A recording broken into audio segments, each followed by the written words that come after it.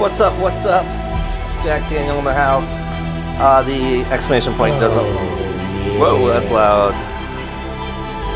Exclamation point doesn't work on Facebook, but I'm going to post on my Facebook right now. I'm just kind of getting ready to load up here in a sec.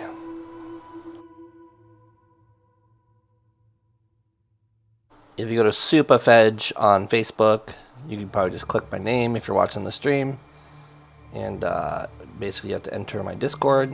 You'll see it right here.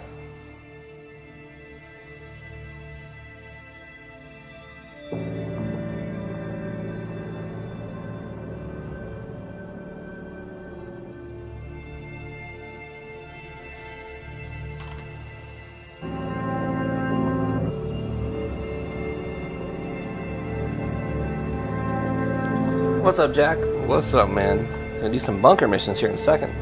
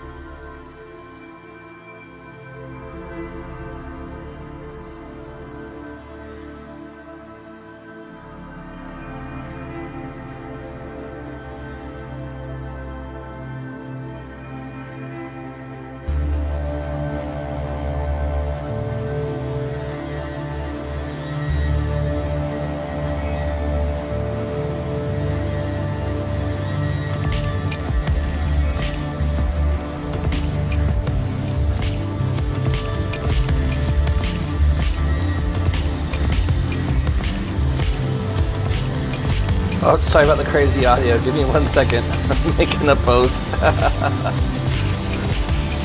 I'm on my Facebook, so like the stream popped up, I think.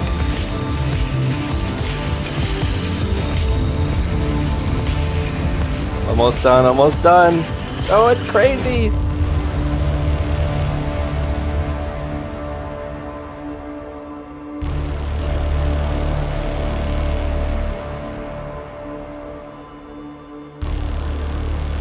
Okay, we should be down to one song now.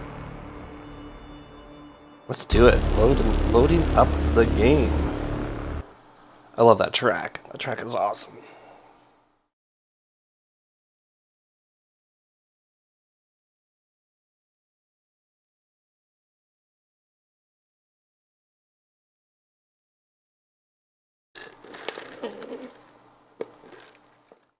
I think there's a video we need to watch. The QA we missed from... God, we missed this QA 5 days ago? See how long this is. It's an hour long. We're not going to watch the whole thing. Table Q&A starring Jared Huckabee. AI can... Getting our chow line, have it all done in one canned animation. But because this is started as an and we like to make things we like to go that extra level with lots of detail. Each of these machines is a separate thing, and that means there's lots of places where things can go wrong, like you don't get the crockery that you want or something else, or let's say there's a whilst you're getting your food, suddenly there's an alert over the tannoy, and all of those characters have to drop what they're doing and leave their plates and trays and go off and man their battle stations.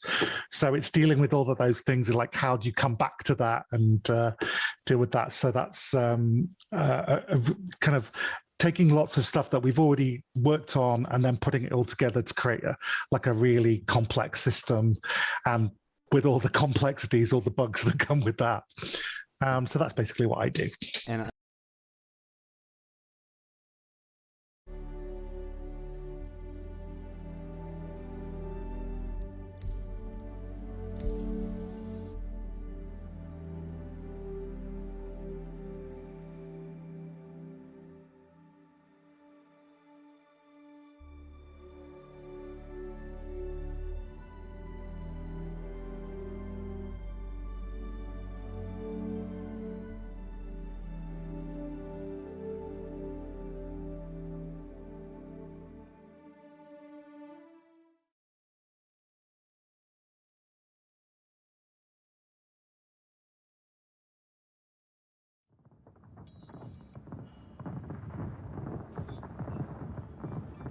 Star Citizen Live, the AI Roundtable Q&A, starring Jared Huckabee and members of the AI content feature and tech teams. Yay! Hey, everybody. Woo. Welcome to Star Citizen Live.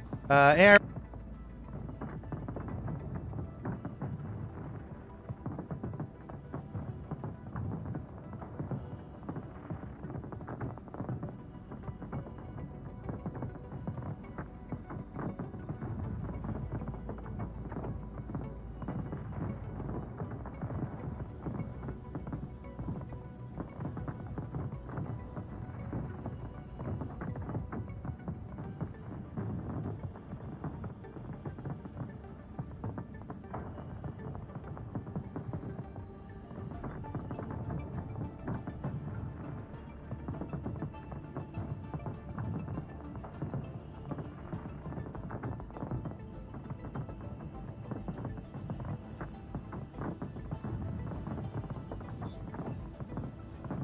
Star Citizen Live, the AI Roundtable Q&A, starring Jared.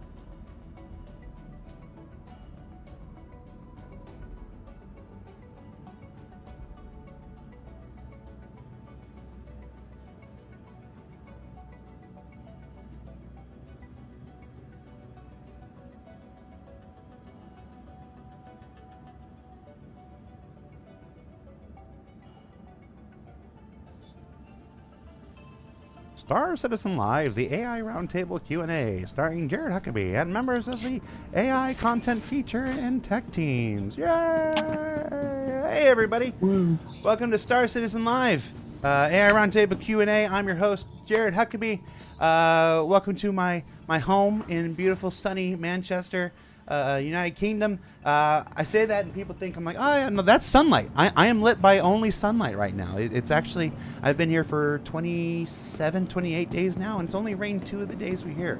Everybody was worrying me about the weather here, and it's actually been really nice. So I'm going to say that now, and then it's going to be a week of storming. Joining us on the show this week, members of our esteemed AI content tech and feature teams. We've got Marius.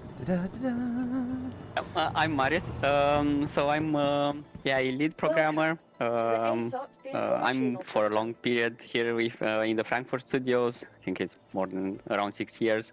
Nowadays I'm taking care of planetary navigation tech. So basically generating navigation mesh at runtime around players, vehicles. This tech is my next priority is getting into the work for the navigation links. And a bit of to explaining what navigation link is it's about NPC being able to use airlocks, ledge grabs, ladders, transit like elevators, and also metro station, all that. So yeah, this is what's going next.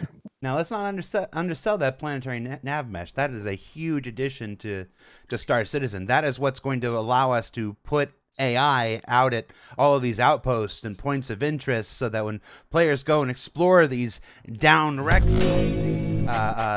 they're no longer just gonna find an empty, abandoned location. AI can, once we get this planetary nav mission, AI is going to be at the derelicts, the outposts, the caves, wherever. It's an exciting foundational tech. Exactly. I just want your mom to be proud of you when she watches this. Thank you. We are proud of you, Marius, as well. Andrew, who are you? Hello. What do you do for Star Citizen? Hello, my name's Andrew Davis. I'm the product owner of the AI feature team, and that's a very kind of grand title for basically what that means is I take all of the crazy mad designs of our designers and all of the other requirements of the other teams, and then I parcel it up and turn it into a reality with lots of very boring planning meetings, but really at the end of the day what I'm doing is taking their kind of dreams and turning them to little bits of work and passing them on to our really talented programmers and animators and making those work hopefully. And I also a senior developer, and I've been working on getting our Chowline AI up to scratch. And this is something I worked on before, but it's kind of lapsed for a little bit, but we're kind of getting it running again so I can pass it along to the content team. And the Chowline is a system that is a bit of a social AI that allows our guys to go and grab a tray from the mess hall, grab some crockery, and then go and use lots of different machines that each produce bits of food and drink, and then go and sit down at tables and eat them and drink them and do that to their heart's content. Replicators confirmed. It's a system that was required lots of little different bits working in a way that not if I'd worked on a previous game, you probably have that all done in one canned animation, but because this is Star Citizen and we like to make things we like to go that extra level with lots of detail. Each of these machines is a separate thing, and that means there's lots of places where things can go wrong, like you don't get the crockery that you want or something else, or let's say there's whilst you're getting your food, suddenly there's an alert over the tannoy, and all of those characters have to drop what they're doing and leave their plates and trays and go off and man their battle stations. So it's dealing with all of those things, like how do you come back to that and deal with that. So that's a kind of taking lots of stuff that we've already worked on and then putting it all together to create a really complex system, and with all the complexities, all the bugs that come with that. So that's basically what I do. And a lot of your focus these days is on Squadron 42, but much of that work will make its way into the PU once it's Exactly. been proven out. Yeah. Fran, no stranger to Star Citizen Live. Who are you and what do you do?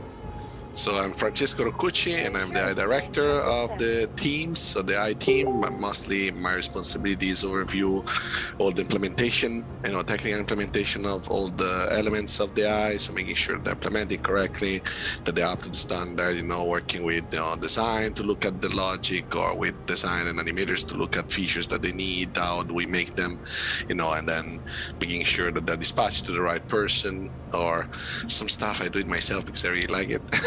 So of course, there are things that I've been working on recently, like the dynamic conversation that I hope Dan will go on, soon. It's something that will add a lot of life to a lot of the behaviors we're working on. But there are stuff like I support a bit of the different features in general, like the usable factor we want to do that are like improvements, especially on the tool side, and how we debug stuff and how efficiently we are creating things. Want to make it much more efficient, and then a bit of navigation stuff with Mars I try to support whenever I can, different parts. That conversation stuff is cool. We actually showed it recently on a Star Citizen Live. I think everybody who's ever played a video game has had those moments when the cutscene isn't fully rendered, when the cutscene isn't pre-rendered, when it's actually being rendered live in the thing, which is always needs to be appreciated. And you're trying to talk to somebody, and then somebody's big ass head comes in front of you, and it's just like, rah, rah, rah, as they're trying to get around you while you're talking. You're like, Christ Almighty, let's go. It's like that. So it's little things like that. Little things like that build up and make the immersive universe that we're trying to get to. Yeah, one thing that we really were working on, which was really something like this, like making sure that when people are in conversation, they create some area of avoidance, right, to avoid those sort of things, and all this polishing that, to achieve the great quality we want. All right, Stuart, first time on Stars in Live. Who are you and what do you do? Hello, I'm Stuart Charlton. I'm an animator here at Cloud Imperium, and on Star Citizen, what I do is try and create life through NPCs, basically. Bring characters into the environments, into the universe, and get them to do performances that just add that extra sense of immersion. So I would say characters, but there's a lot of NPCs. So yeah, basically adding life. That's a short-ish way to explain it. Some folks might not understand why an animator is on an AI team. It was like, isn't there an animation team? Why are there animators on AI teams? One reason is because one thing that I work on a lot as well is these things called usables, and a usable is a thing that somebody can interact with, like a coffee machine. So I'll go out there and do the research on how to use a coffee machine and put together sort of like a flow. Luckily I drink coffee a lot, just using that as an example. But I'll go out and videotape myself using my coffee machine and put it together as what people would call like a state machine, or some people may refer to as a flow graph. And it would basically explain that, a flow of how to use that usable, the coffee machine. And by doing that, we maintain like a sense of realism, performance, and just adding more to that expanding universe. An AI that can knows when to trigger what animation when, based on what it's trying to do.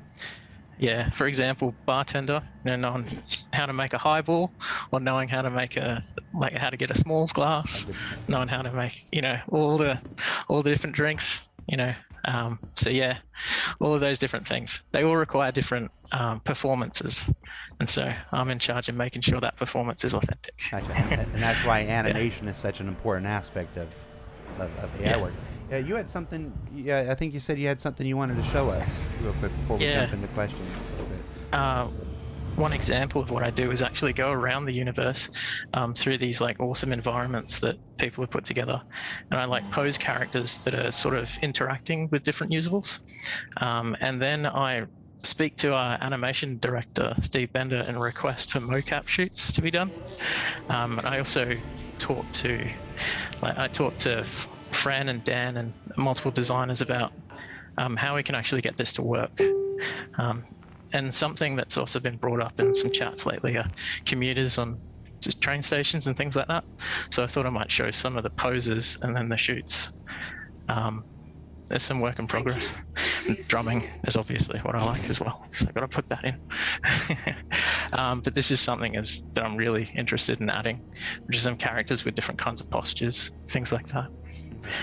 So yeah. And this is recent stuff. This was just done a couple weeks ago? Yeah, I believe it was done Tuesday. Oh, yeah. All right. It's super fresh.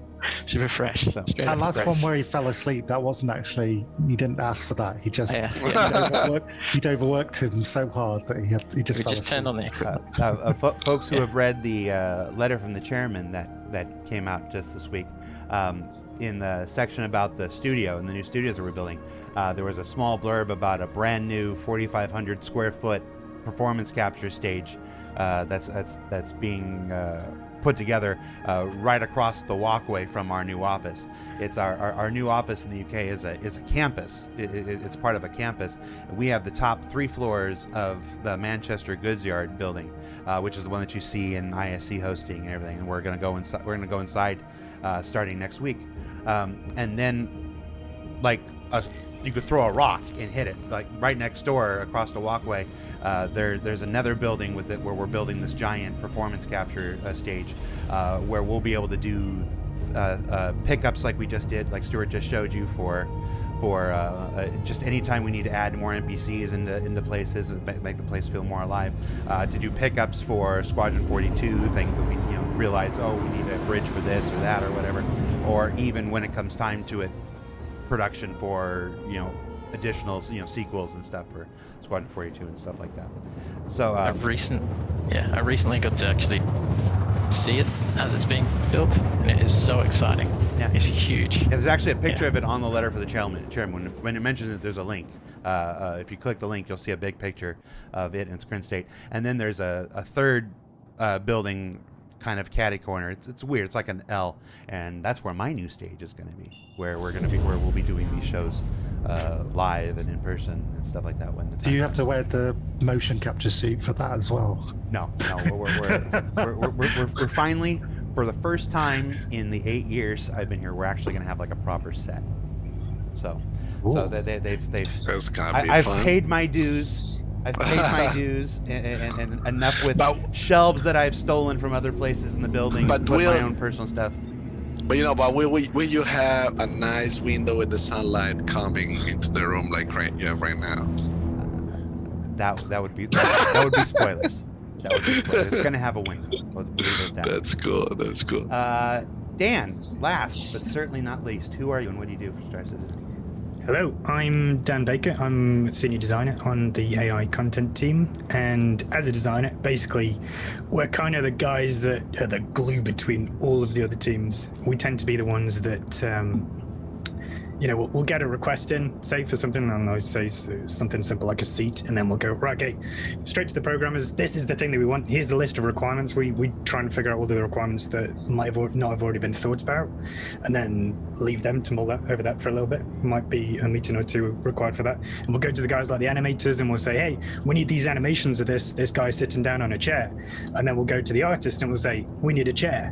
We'll just try and pull all of these different things together, and then usually, we'll get all of this content back and we'll try and put it all together, and more often than not, it doesn't work.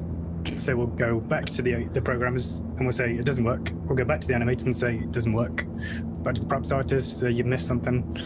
So you keep going back and forth all the time, just trying to figure it all out, see where the problems are, and hopefully by the end of it you get something that does eventually work. That's kind of it in a nutshell, really.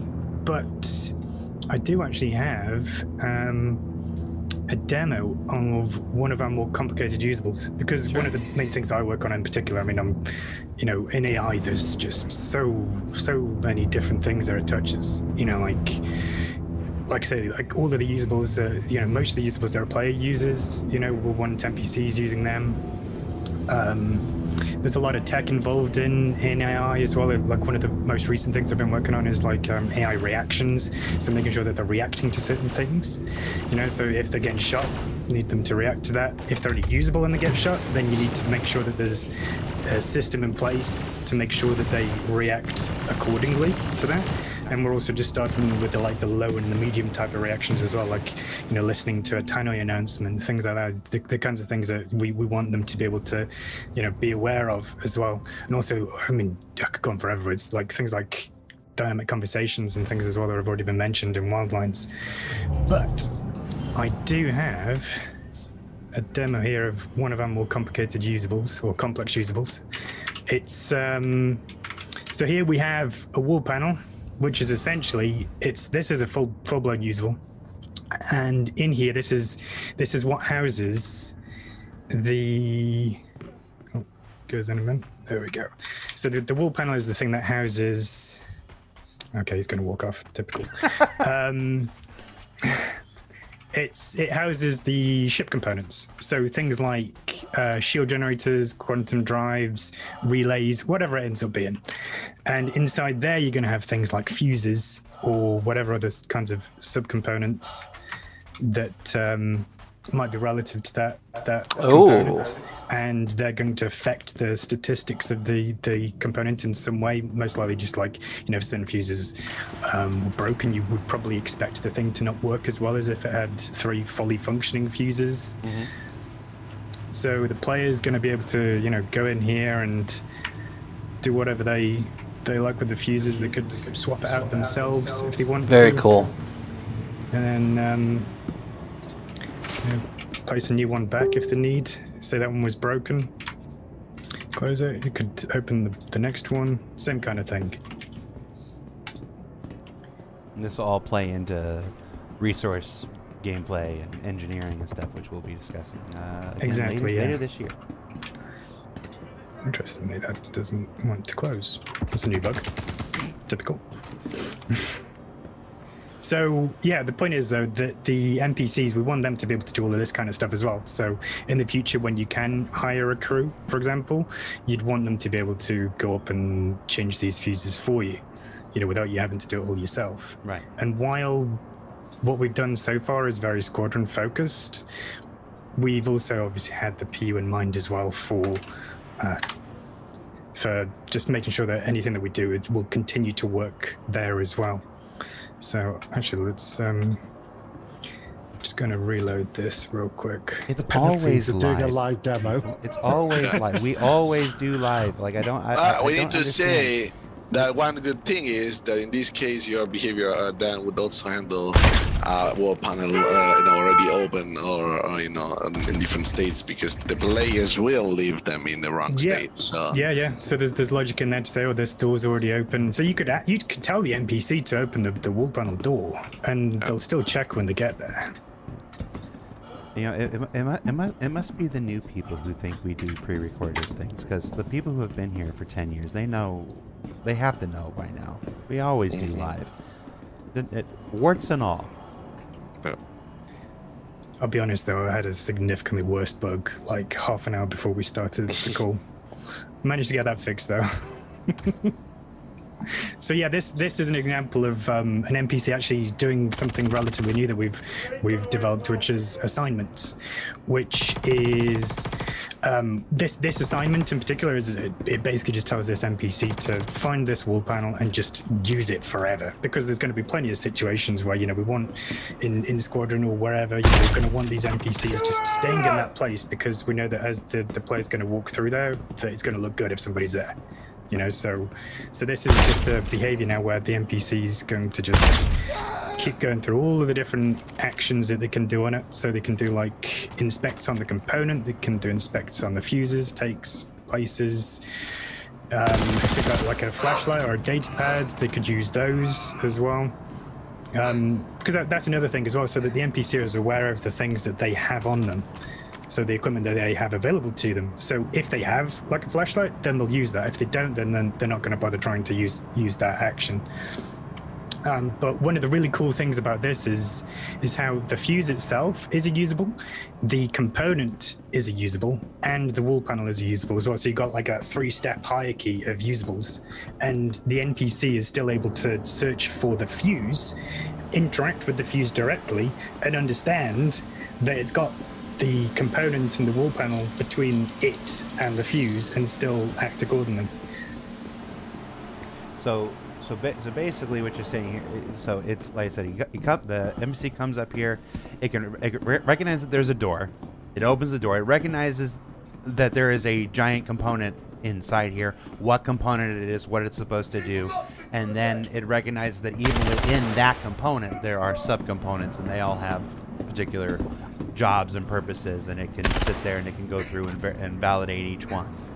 Exactly, yeah. And we can also put tags on the different fuses as well. Say one of the fuses was broken, we can tag that up as like damaged or broken or whatever it might be, and then we can give the engineer a task to say find any broken fuses and then go straight to those ones and replace them with fresh ones. or upgrade them to a different thing. Could be. And I think like one important thing is that these assignments Dan is talking about are a sort of API, right? So are the same things. I mean, connecting what you were saying about the hiring, right? If you hire an engineer, you might have an API of his behavior, of what he exposes to you. That is the same thing we expose to level designer or mission designer, right? It's just that the mission designer might want to loop it forever on something because of visual reasons, but you as a player might just say, can you repair this wall panel, or can you inspect this wall panel to verify that everything is correct?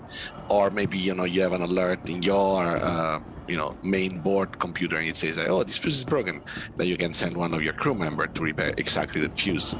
Those are the API that Dan and the other designers can expose from their behaviors. And I think with the custom assignment that we lately implemented, I think there is also these extra things where it doesn't require engineering job to do this type of things. We can really expose better, functionality that people can use. Now, before we move away from this, Dan, I have to ask you, what's going on with the pipes? Uh-oh, my Moby Glass don't work. I think it's what is paint. It's paint and rust. And you gotta keep better care of your Idris. Yeah, I think I'll have to make an assignment for cleaning them. Yep. You sure it's not the blood pipes coming from the medical bay? And for those of He's you who are engineer. wondering, Just to see where we are in the ship, but I'm not allowed. and for those of you who are wondering, yes, that was an Idris. That was an Idris. You can go ahead and stop this share.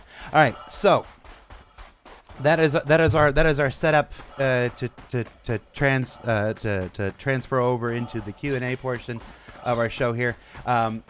We wanted to show that and everything. It's a bit about how NPCs work throughout the ships and stuff like this. It's currently being developed, for Squadron 42 primarily. When the systems are all proven out there, like most other Squadron 42 systems, well, they'll be converted and brought over to the PU.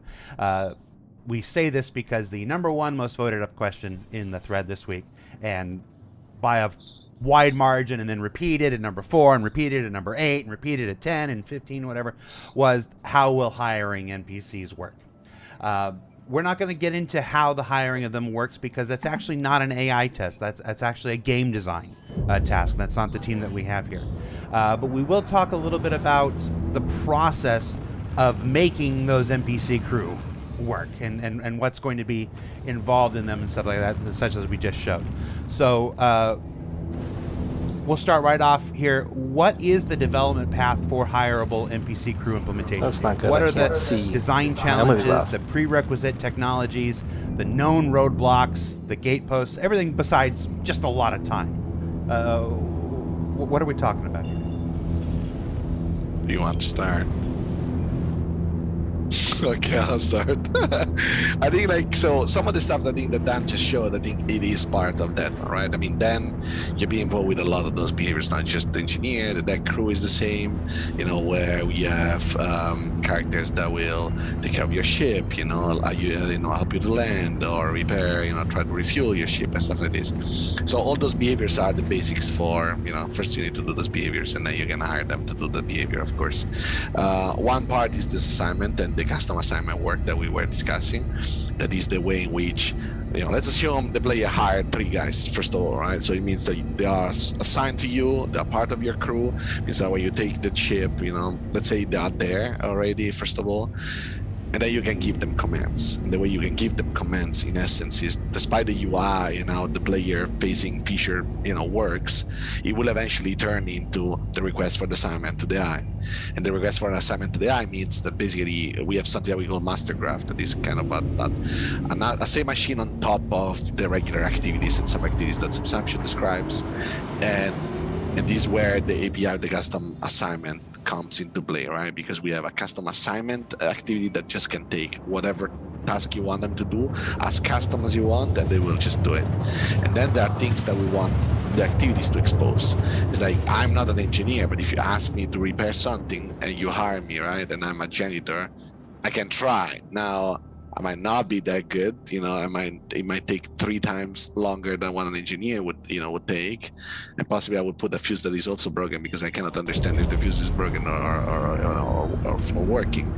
But I think we want basically NPCs to be able to perform job, very likely, maybe poorly, you know, and that it might affect their morale, right? Because maybe if you hire somebody as an engineer and you give them janitor duties, then maybe it will have like some morale, going down in respect of the type of tasks that you give.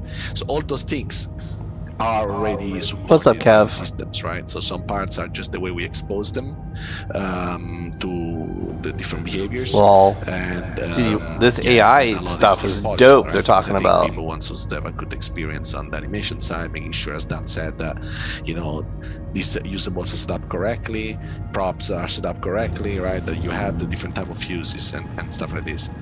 And then I think another part, from my perspective, that is important is how this crew is managed by you, right? And how persistence, so the persistence work we are currently working on as a company, right? It will be a fundamental part, because if I hire somebody, server goes down, comes back, well, I should have the same crew that I just paid, and it should be more or less where I left it, right? And trying to do the same things that I left them to do. And then possibly the simulation place, because if I leave, let's say, my engineer to do a repair, and I leave the hangar and they're repairing, or my deck crew, let's say, I say like, can you repair this ship? And then I go with my second crew in a mission. When I come back, it's not because they're not active, then the ship should not be repaired already, right? The time has passed. I expect that to still happen. So those things are more or less the type of challenges and the core functionality that we need. My Moby Glass isn't working. That's not good. Experience, of course, but a lot of the high fidelity, I would say, experience in terms of abilities of doing those behaviors are quite there. Of course, if the loop is not there, the gameplay loop, let's say repairing, if it's not there, then of course we don't want to fake it on the eye side, right? So we just prepare the stuff that then it will interact with the fuses. What Dan was saying, right now we could tag the fuse to be broken, but once there is the gameplay loop in which, for example, using a lot of a fuse might cause that to break, and then the game code behind the scene already tags it, or maybe there's an L component that we can use. Using that data is trivial for us because all the rest is already there. I think it's this is basically our process right now. I don't know if anybody wants to add some more. I guess one of the things that is a big challenge with all of that, and with all of the social AI behaviors that we do, is just knowing, because we've got these very complex systems, just being aware of all the different ways in which things can fail, and then having some good behavior to fall back. As you said, if in that the example, like if the wall panel's already been left open, that you can cope with that. Thank God. And that's something that other games don't necessarily have to deal with, because they very tightly control the situations in which the AI is working. For example, sorry, Jared, if I can add just this little thing, what Dan showed, I think is really cool. If as a player he was going to remove one fuse, the eye interacts with the fuse, so he knows that there is no fuse there. You don't risk the eye will choose to play an animation on the missing fuse because there is just nothing to interact with, right? So I think it is more complex, but then eventually what you get as a repaid of your hard work is the fact that this really works systemically, right? And the way you configure that, as Dan said, if you don't have the flashlight, you just don't use it. You don't play the animation of the flashlight without the flashlight. And also leads to other behaviors, like I was thinking about in the chow line and the mess hall. If there's loads of people having to go off, or the player leaving loads of trays behind, then there's going to have to be a janitor character who comes in and picks up those trays and takes them back, so we don't get a mess hall that's Janitor confirmed with trays. As Dan and Stuart showed, I imagine animation is going to be a major factor in this Absolutely. too, because there are metrics. We have metrics, and sure, and many ships follow many of the metrics, but there are always going to be these outliers, and you've got we're nearing 200 ships at this point, so you have to go through and prove all these NPC crew out over every single ship with an interior. Is going to be a tremendous amount of work. Yeah, like I was gonna just say as well, like from my perspective, like a lot of the challenges are just with dependencies. So if you have a task that the NPC needs to do, which involves like needing a multi-tool so that they can weld or repair or whatever it is, they need to be able to get a hold of that thing. So they need to have lots of ways of getting a hold of that thing as well, be it a locker or, an equipment chest or wherever it ends up being, or even just a multi-tool line on the ground. They need to be aware of like, oh, that thing's over there, I'm going to use that instead. But like you just said about animations as well, we have that all over the place. I mean, one of the things I'm working on right now is the deck crew. And that's NPCs repairing ships like the Gladius. A lot of what we're doing right now is very squadron focused so that the player can see these NPCs repairing the ship physically. But if you went into a huge amount of fidelity on every single possible area of the ship, it would just be a colossal amount of animations. And, even just things like, say you have something on top of the Gladius, the NPC needs to be able to get up there, which means that they need to understand that in order to get up there, I need to grab the ladders, move them over to the Gladius, and then go. The ladders are trolleys, so need to be able to use the trolleys. Exactly. They need to be able to push them, move them around, and then when they get up there, you need to make sure that they've got the animations to enter, and it's all the correct metrics, which isn't always the case. So then you've got to go back to the artist and say, this isn't a metric, and usually you have to design a metric first and then get them to change their baby into something that you've written down months or sometimes years later.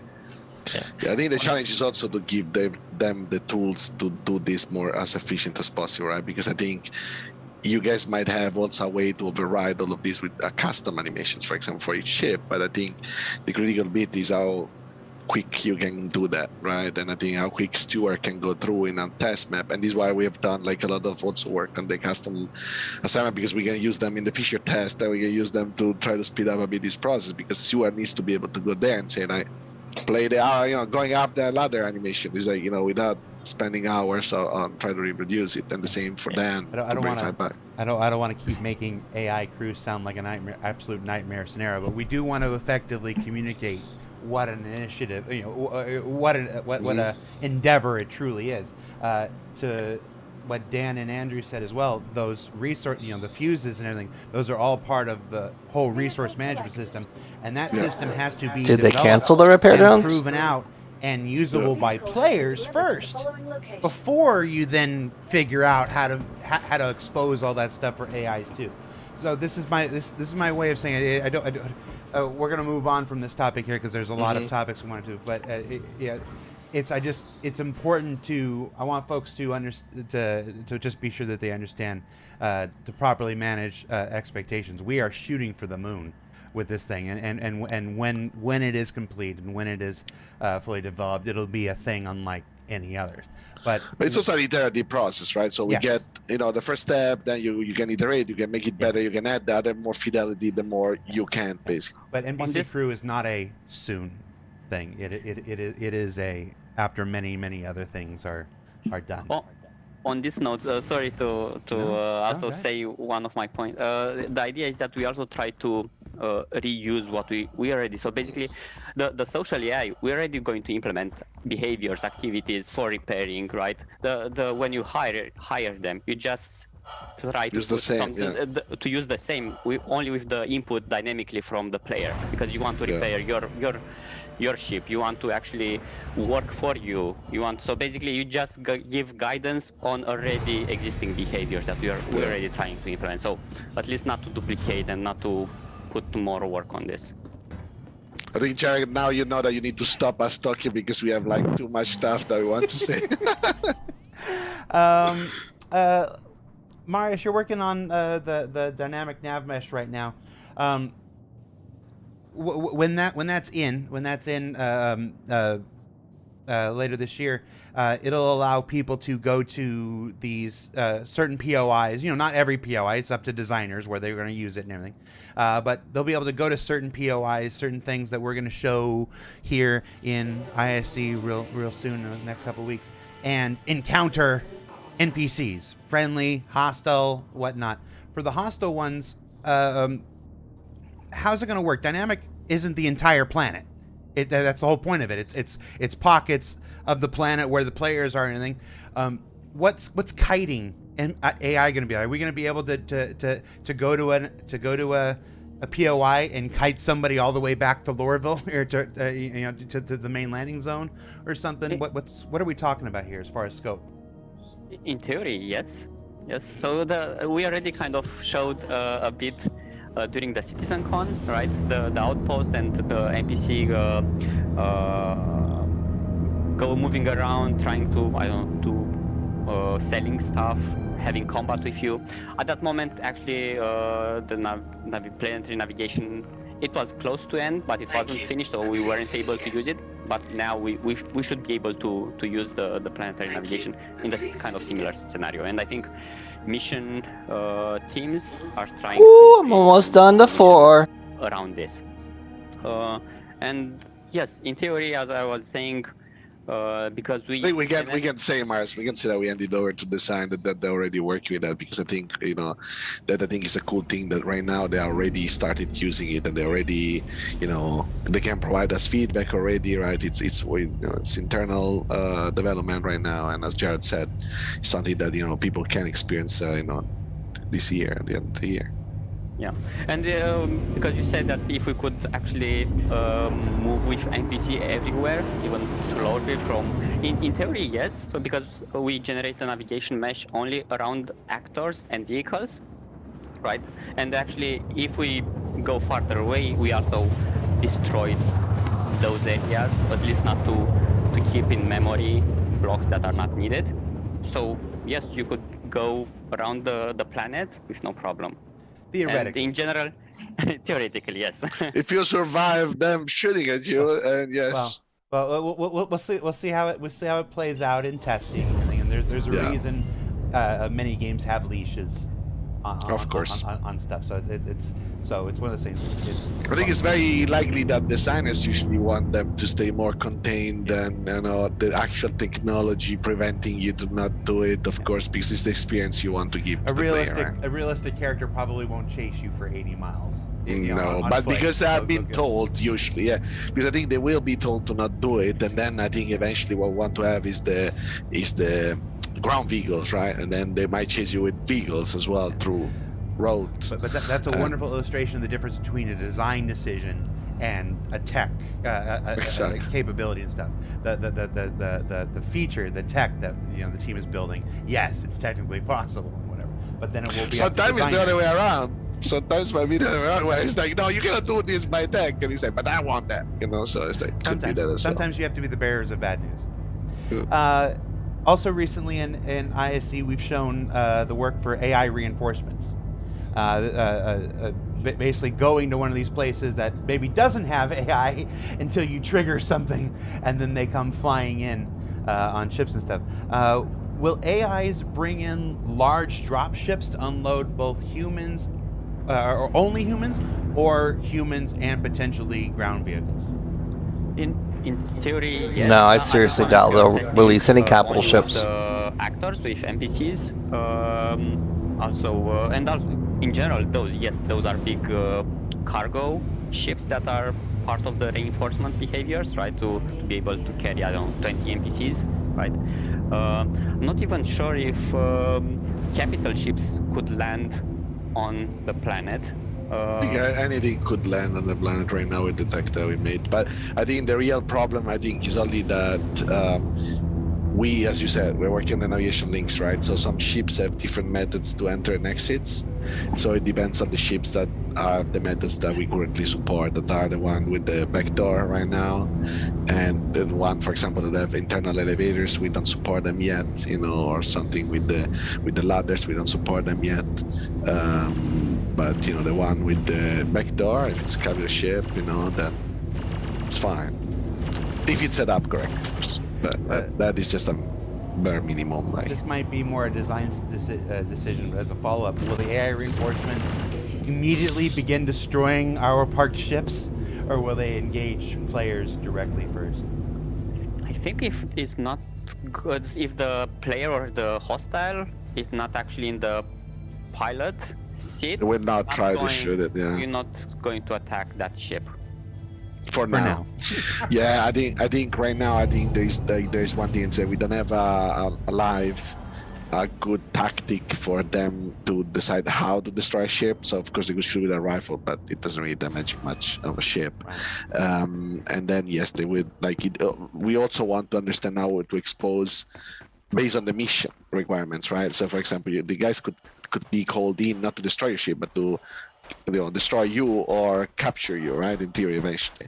So it's like it depends on the type of information designers wants to be seen, and they would probably search for somebody. It depends also what reinforcement means, because I think you brought up a good point. Is that it could be that you're right to a place where nobody is, and you trigger an alarm, right? That attracts some, people that they need to go there and check what's going on.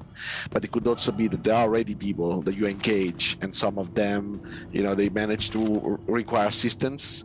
So they come, and the people who come already have an understanding that something is happening because it's being communicated to them, right? So you want to bring them with a different kind of alertness that is shown to the players, so that they arrive already knowing that something went wrong with their friends, and stuff like this. So we can support those type of things. It's and then of course we've talked about AI with differing levels of intelligence and personality stuff. Some some AI, you want AI who recognize I don't have weapons to take out a ship, so I'm not going to bother shooting at a ship. And then there's always got to be that one person who's new and not really experienced, and he'll take his little pistol and try to shoot down a cutlass. Let's try it. It's like that's part of building a dynamic and diverse universe. It's you don't want every bot to be perfect. No, and I think it's also a matter that if it feels real, then it's fine, right? You would expect if you shoot at a guy that is on the ground and he has a pistol, he might shoot some rounds just to, because that's what a normal reaction would be, and then he tries to find a cover, or while it looks around and he doesn't know where to find it, still tries to shoot at you, and then audio visual cargo runs to find some defensive area. I don't think such a cargo exists. System will come in. We're going to have different traits that will be integrated with the combat behaviors and everything. So, if you've got a gung-ho character or a cowardly character, then there will be different traits, and they will affect different roles on targets, how they select them, and other things like that. One other thing about the animations for people with guns is what we get reviewed on a lot is trigger discipline, and that's about how you actually hold the weapon. And Steve Bender will chop it down if you don't understand trigger discipline. And it's awesome. You make the argument that some guy have to be stupid and have bad trigger discipline. That's actually the thing. I believe that we had one of the actors who was actually learning about using the weapons, and because they were learning, the performance actually came across as somebody who was learning. So they weren't perfect, and I believe it was exactly what was wanted. What we needed, exactly. So it's awesome. The more real it is, the more real it feels. We've definitely got some factions that have combat styles which are different. Some are highly trained with their weapons, and some are kind of like amateurs just grabbing their first weapons. So that's definitely something that should come across with our animation style as well. How do you know that's how I do, Stuart, with weapons? Without jumping into spoilers, there are multiple factions in Squadron 42 that you'll be squaring up against, and they don't all have the same modus operandi. But even in the Star Citizen universe setting, that the world is so large and vast, right? That I think you will expect that there might be some settlements of people that are less trained, or with some people that are less trained than others. We're seeing a lot of the Ninetales lately. So this year, with dynamic planetary nav mesh, and with AI reinforcements, we're going to see more and more hostile AI around the planets and locations of the Precision Universe this year than at any point in Star Citizen's history. Besides just fighting, will AI factions, AI actors start using medical tools? Will AI run around with the med gun and start healing each other? It's definitely something that we've got planned for squad. Well, I know of it as being planned for Squadron 42. That we do want characters to be healing other friendly characters. We also have designs in the works for when you take down people with non-lethal takedowns and you've restrained them, that they're both going to be, if that character's been knocked out, that they'll go and revive them and release them from captivity. That's definitely something that's planned for Squadron 42, I know, in the design. So that should also then come forth into PUs as the rest of this stuff does. So yeah, definitely. How about allowing AI to use dead players?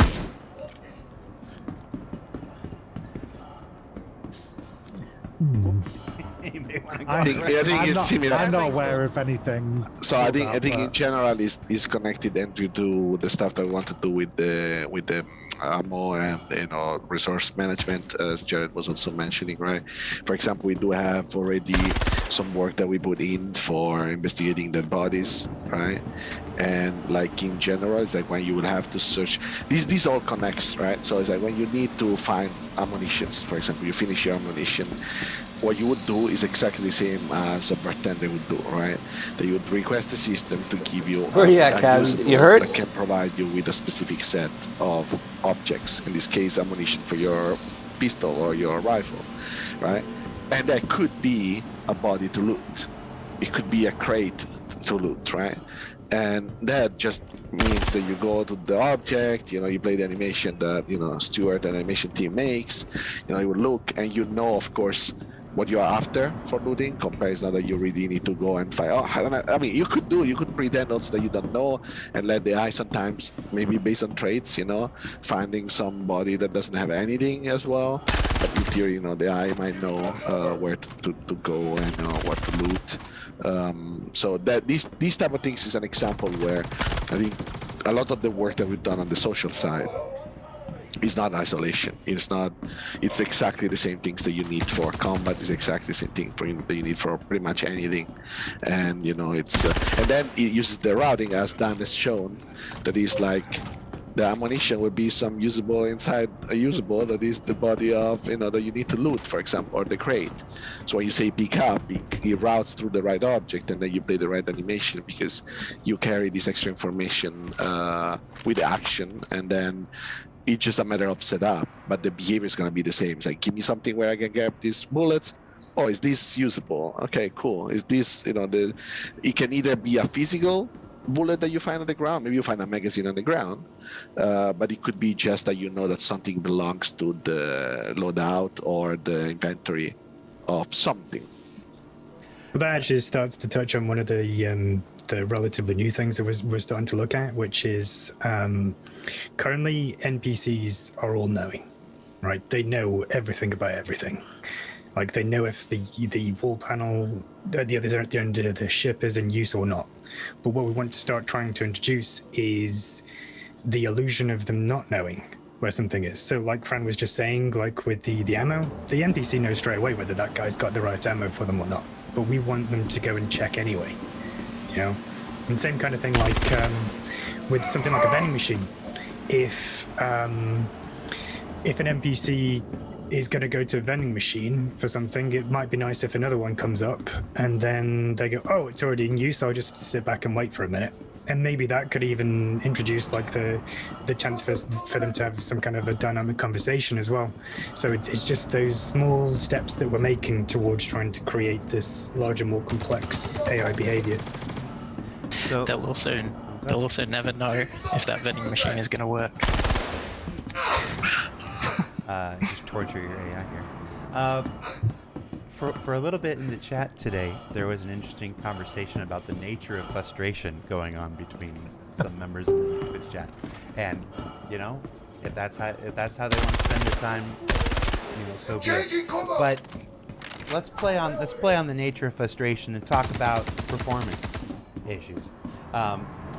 Anybody who's played Star Citizen for any amount of time knows that all AI in the game suffer from a number of performance issues. What of that can we fix today? What of that can we work on in the short term? What of that requires waiting for things like entity streaming and server meshing and anything that improves overall server performance that's drastically out of your hands. I guess let me rephrase this. I guess what is within your control to help and work on to improve performance over time, and what do you just have to sit back, being frustrated yourselves and wait for other stuff to come online? Let's talk about what you can do. So I could start a bit on some ideas on what we are doing. We are working on, we have a lot of performance tasks that we try to tackle and to improve the frame rate for the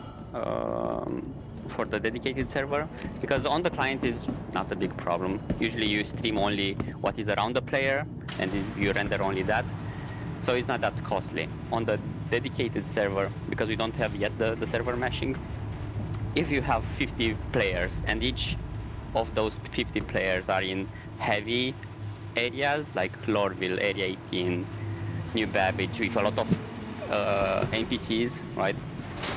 It happens that the dedicated server is going to have 5 frame rates per second, and this is going to impact the how fast and you are going to see the decision from the NPC. So yeah, this is one of the biggest problem that we have. And what we do is working on performance task where we can, plus we try to discuss with directors, designers, to try to limit the number of entities that we put in the game. So yeah, these are the two things that I could think at this moment. I think that definitely. Oh, sorry, go Stuart. Yeah. One thing, and definitely correct me if I'm wrong, Fran, but when it comes to the performance of the characters that are inside the usables, we do have this sort of thing that we can fall back on, and I believe it's called usable idle, and that's the technical term anyway. But basically, if the animation is having trouble loading, or there's too many NPCs and then there's just one that's just asking the server, hey, what's my next animation? And it's just taking a bit of time to get there. There is an idle animation which I will put together, which is in context to that particular usable. And then even if it's not loaded the animation, at least it's doing some sort of a performance that's in context. Yeah. Basically, instead of, it's not much about loading, but it's deciding what to do next. I think, right? I think this is what probably you meant, and I think yes, absolutely. I think it's a lot of the stuff is being smart, especially in the social environment where you know that the player is not going around and killing everybody, right? Because they need to react very fast and so on. But I think in the social environment, yes, we need to absolutely be smart on the way we cover up the time it takes to find something when there are like 1,500 characters active at the same time. That's just a lot for one server, right? This is where I think it's even pretty good for what we have right now. And of course, like, still the experience, it's not what we would like that the player would have. There is a bit like more stuff that we are discussing now. I mean, first, Mars is probably absolutely right when he says, like, I mean, we do a lot of performance capture right now every time, and we see where is the biggest bang for the buck as well, because sometimes I think AI in itself is definitely not that expensive, but it's everything that comes with the character, right? That is animation, updating animation, rendering, all the calculation for, I don't know, if they're piloting a ship with all the items and stuff like this. So AI is, at the end of the day, is the end of the, at the end of all the chains of all the features. So to have good AI, you need to have everything else that works. I think one thing is definitely like, the synchronization as well that we are looking at, so that we try to fix bugs. Sometimes I know people feel like, oh, this is what happens on the game, but I think it might be different. Some of these bugs are related to the fact that you see on the client something different than what happens on the server. And recently we fixed a lot of those bugs where, for example, there was a problem with the lower body turning, and the fact that the lower body was not turning on the server. You would see a character fighting that he was not looking at you. In the server, he was trying, but he was not turning, and that information was not arriving to the client. So you feel like, oh, the AI is not responding to me because it's not shooting. but it's not shooting because it's not pointing you the gun because it can't, and on the way the client it doesn't even look he's even trying, right? So I think you have some type of this discrepancy on experience that these are the bugs that we absolutely are looking at right now. We don't really need to have any change from server mesh or persistence or any other type of dependency. I mean, it's time, as you said. Sometimes you need to just pick with the balance. But there are other things that I think we want to do. For example, in last year, at the end of the last year, the things that we changed is the way we give priority to some of the calculation. So we give calculation to the combat more than the social, and to some things that the social a bit above the combat. And I was finishing to experiment with some other ways of give priority with different LODs. These are stuff that we have. We have already a 2-version LODs of behaviors and movement and stuff like this, but we don't have yet like, for example, what they want to do is a nice way of balancing importance of the request based on the LOD you are, and if you switch LOD, right? If the player moves around and fights with, let's say out with Andrew, right? And Dan is super far. Maybe he was close to me, but I left him, right? So if now it takes a little bit of more time for him to find a new cover spot, I prefer that Andrew's cover spot is quicker to give to him. And we try to be very careful as well. We have a really limited set of raycasts we do every frame, right? Or a very limited set of amount of queries that we do, and some of the low system that this query system use, we are trying to optimize as well. Like the usable queries, we are right now working on making them faster. If that becomes faster, you can run quicker queries, right? So there's a couple of things you still do, and will the more global things like server meshing or anything, will that help AI at all? Absolutely, because I think the best thing that we reduce the workload on the servers, right? And I think as a lot of people report, when we read what's the report of of Reddit or everywhere, it's like you can feel that there is a very good experience from people also when the servers are fresh, right? And there are not a lot of systems or a lot of locations enabled. So I think this is why we are really pushing through this technology that is the server mesh, because we know by a fact that if you run more servers with less workload, the experience is closer to what regular games do right now. Just to talk about briefly about our kind of frustrations as well, is like we could make a thing and we'll test it in single player and it'll work great. We could test it again in a local server on our machine and it'll still work great. But then you send that out to the PU and a week or two later you get a bug back saying it doesn't work in the PU. It's like, but it works. All right, so we are actually out of time, but we're let's do a lightning round here. Let's see if we can squeeze in a couple more questions here. Lightning round, short answers. Fran, I need you to try, man. I need you to try. I'll shut up then. Are AI able to use grenades currently? They are. I think Marius has been working on that some time ago, but I think we want to refresh a little bit that functionality. Okay. Will there be frustrated animations for NPCs who missed public transport? Yes. Okay. They were fun. Anything you can tell us about animal NPCs? Fauna. Every animator wants to work on them. Just a matter of getting them prioritized, right? We've definitely got some work coming up shortly for some animal NPCs on Squadron anyway, so hopefully that should feed back into the PU. Yeah, we have some stuff what's work in progress for fauna, but the AI turret blades for spaceships, just to have not like NPCs in them, but computers controlling turrets. So that is already working. Basically, it's what we call AI modules. I think it's not exposed. I think this is a gameplay, a question to how this is going to be exposed to be, Right. to be able to buy them and apply them in your ship. We do have that basically. It's the tech working when players The are tech facing the pirate Idris and the pirate javelin and stuff like that. That's how those are. Yeah, there are, for example, the unmanned turret, what they call unmanned turret, are actually turrets with an AI module attached to it. So it's just has to be exposed to the player, which is a whole nother series of design and UI and all kinds of stuff. But out of your hands. Will the AI have real feelings? You got a quick answer.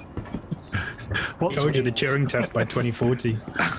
I think there will be like a way in which the AI will express their mood. As we were saying before, like frustration is one, and how this mood will be consistent, right? There is this concept, and of course they will be hurt if you insult them, right?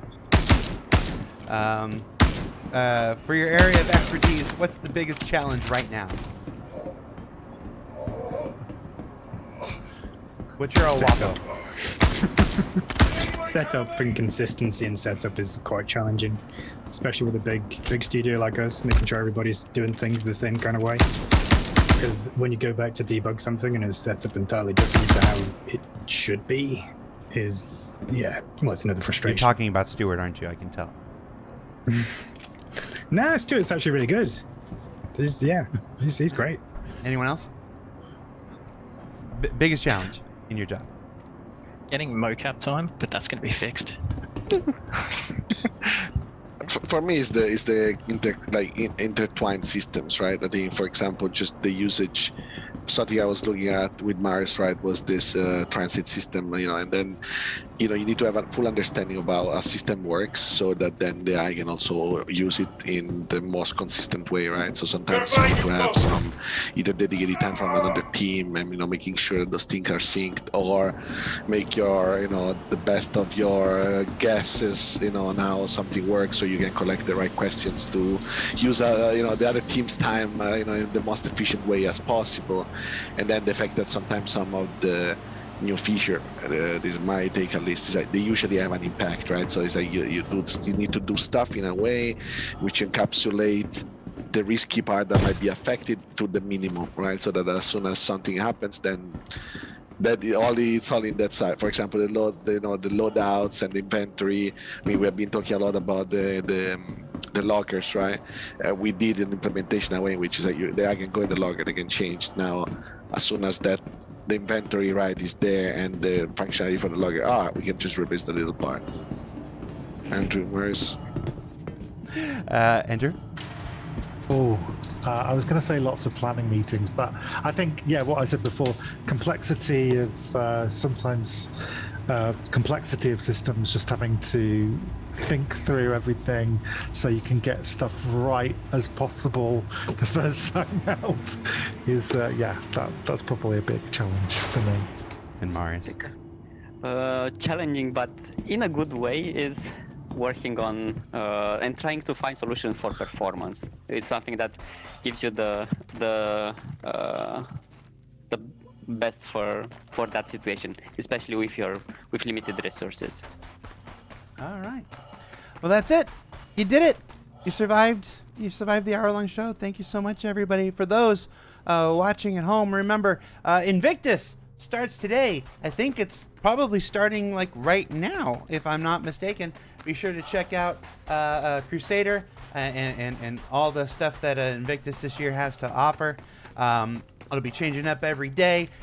Keep an eye out for Drake Defense Con this year, and some of the folks who were around in the EU hours this morning may have gotten a slight unintended preview of something new and very exciting coming at the end of the whole thing. So stay tuned for that. Keep an eye out on the RobertSpaceIndustries.com website for all the details, including a bunch of different contests and stuff that are going on. Your chance to win all variety of stuff, which I say because I have no idea what you win. That's a whole nother department. And I forgot to ask before I did this because I'm a professional. Come on back to us next week on ISC. We'll be looking at the new cutest vehicle in the First Citizen universe, the Drake Mule, and the arrival of one of the most exciting fighters in recent memory, the RSI Scorpius. And we'll be stepping foot inside our new UK Oh, studio, yeah. Security for the very 4. first time. So check out that. And then we'll be right back here next Friday for an Invictus launch week, all ships Q&A. We'll have John Crew and members of the vehicle team to answer questions about all the spaceships and vehicles and stuff that are fit to print. That was Stuart. That was Andrew, Dan, Francesco, Marius. Thank you so much for taking the time again to be out of your end of the week. And for those in the chat who spent like a good 10 minutes just debating the nature of frustration,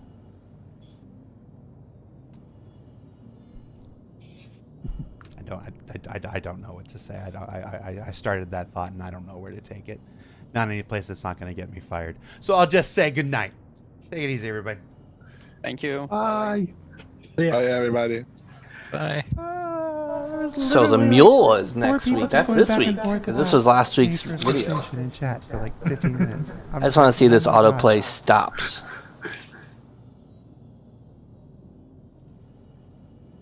Stops, that's great. If it continues, I can do embedded videos more often.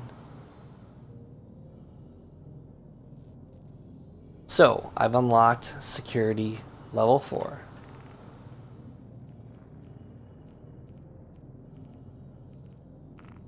Oh, 75,000.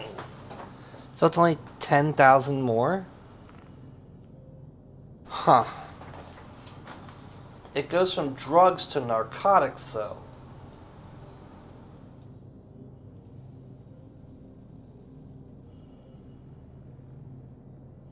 Interesting.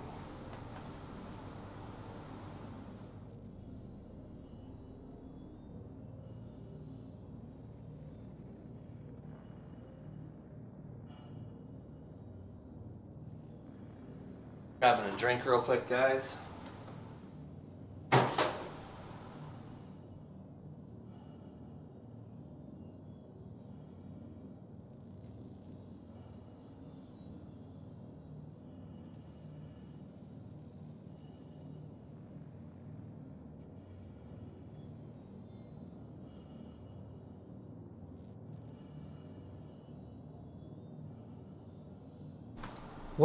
So where's this new commodity? I think you're probably watching something on the PTU, because there is a Orison mission on the PTU, but I don't think it exists here.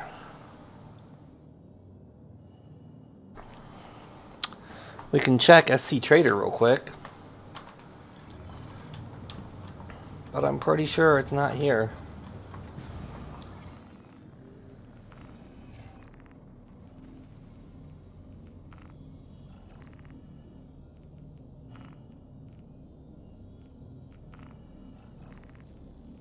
I'm sure they also will nerf it.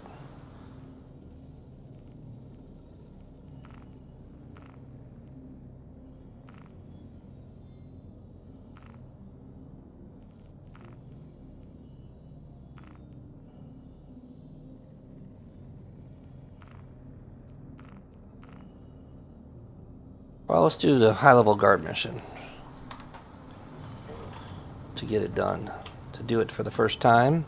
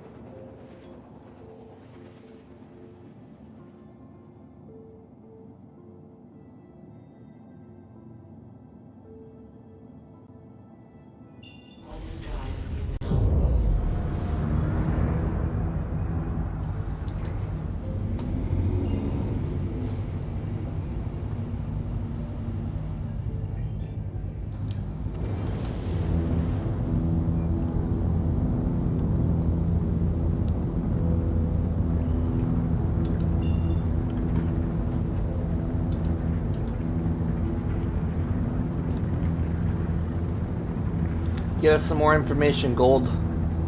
I definitely want to be a billionaire, but I only want to do it in a non-exploitive way.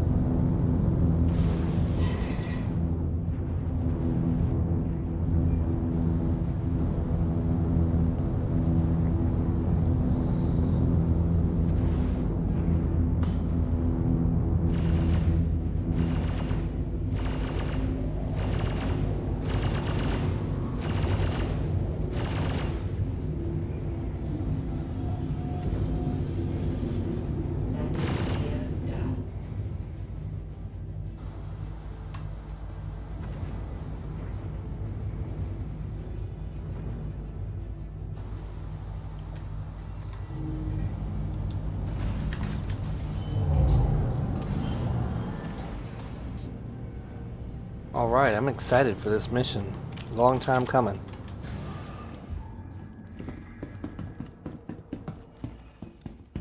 Let's take off some of these other mags so we have room for... I'll throw the 9-rounders away.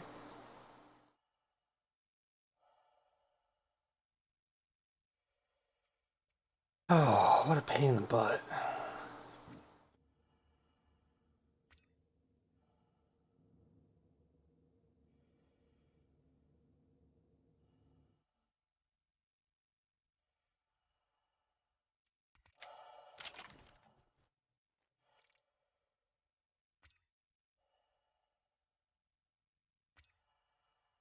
Okay. Throw you away. What do we have here? We have a P4. Definitely put a P4 mag on. And we've got our LMG. Alright, so now we have massive rounds. 480 rounds, yes.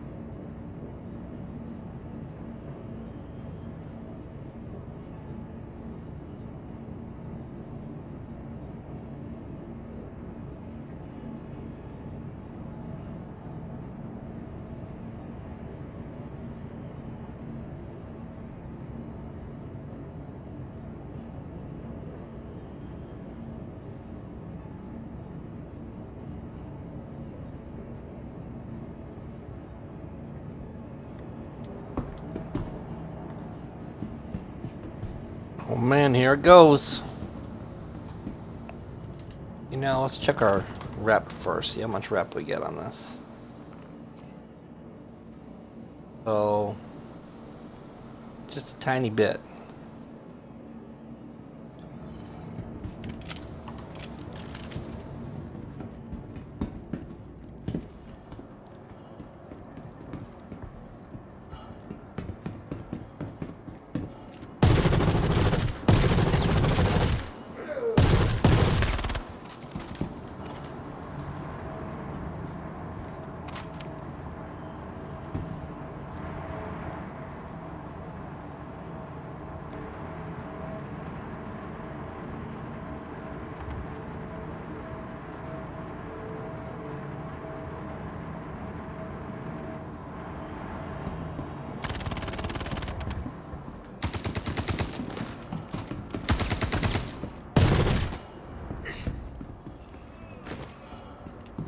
All the guards are just standing there. They killed Freddy. Bro, you got your back to the staircase. You're gonna get shot. You are gonna get shot.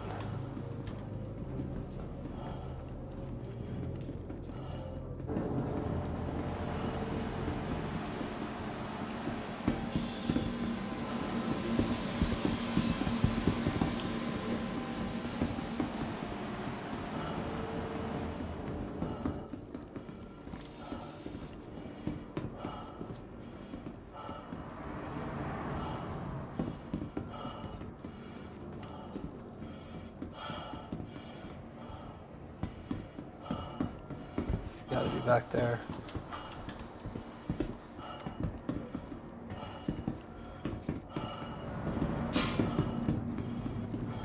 Oh. Putting Sam Hill.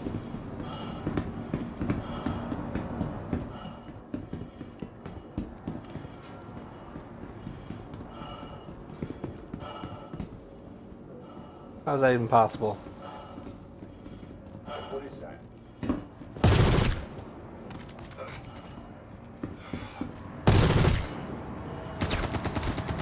Yo, cops, chill, chill.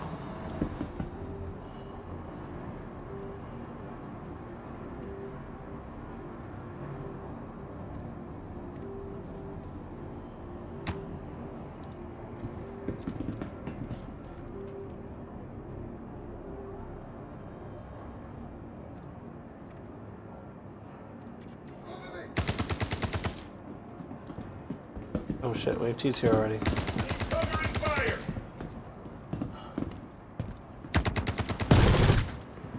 That's funny. Oh shit.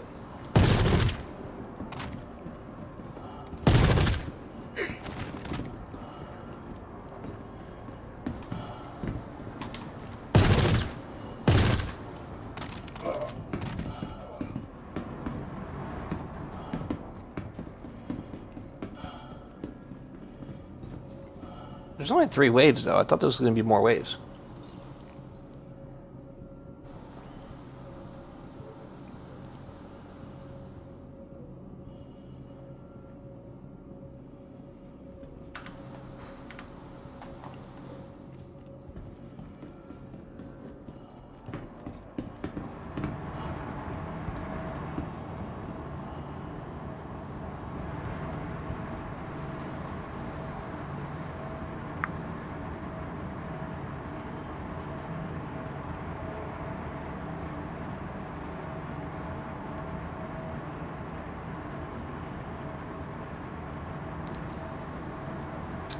Oh man.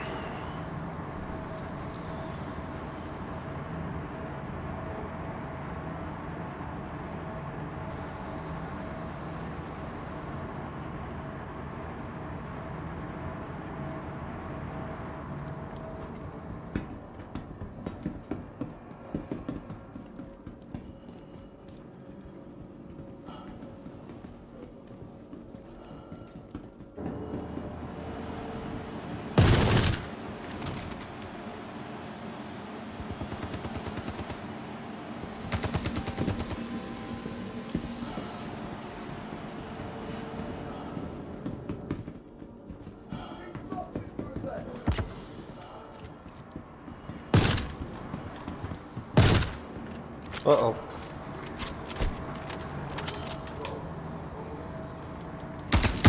Give me some cover!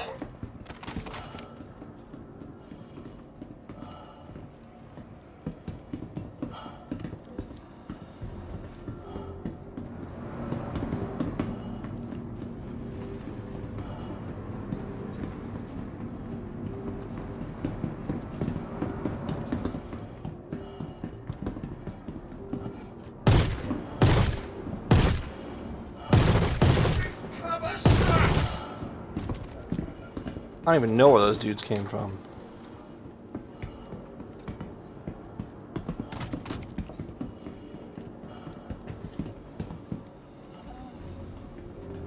And that's why the LMG is king.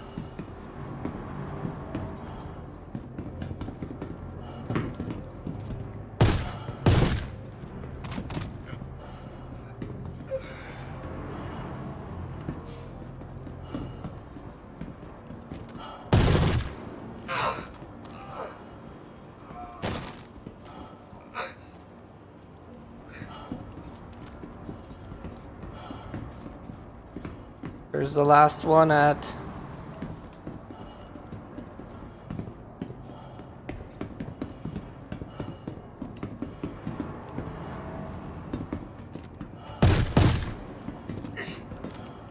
Sneaky little fuckers.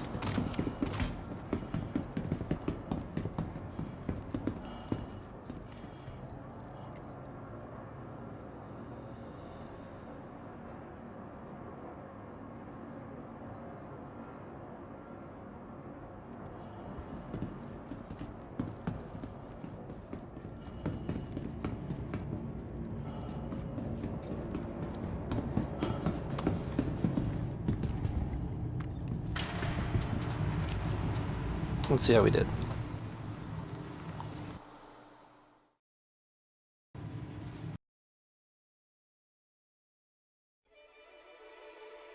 Oh, game crashed. That sucks.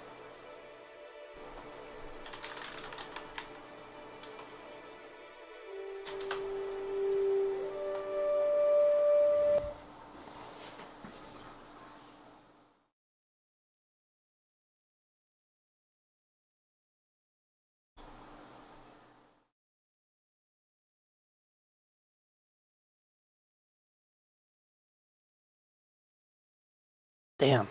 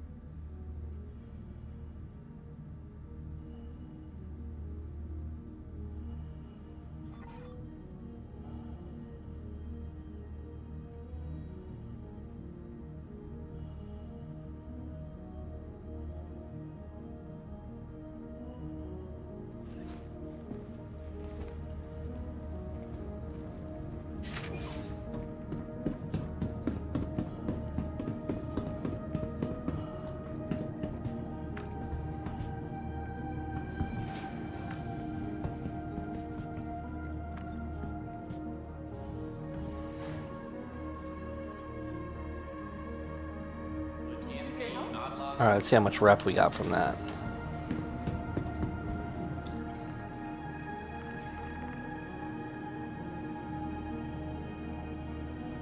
Not much, not much. It like doubled. No additional perks. Let's do Hurston bounty tracking. Bounty hunting then.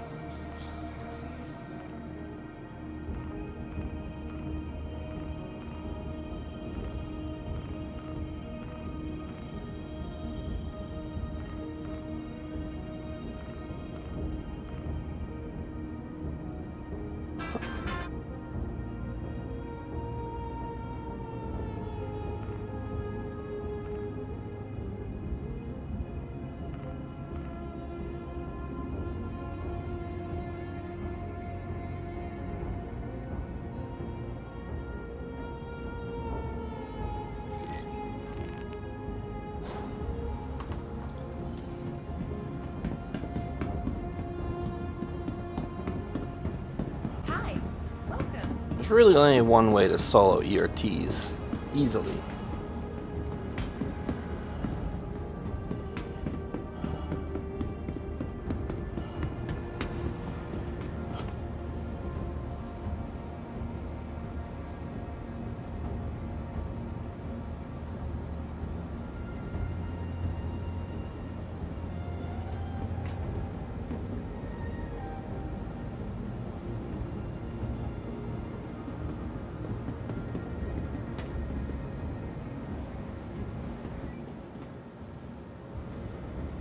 Please visit the following location. Goodbye. Bro, Eclipse? Let's do it. Welcome to the ASOP Vehicle Retrieval System.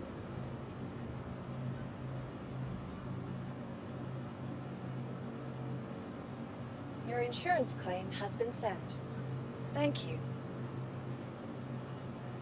Please visit us again. Goodbye. Welcome to the ASOP Vehicle Retrieval System. Please visit us again. Goodbye.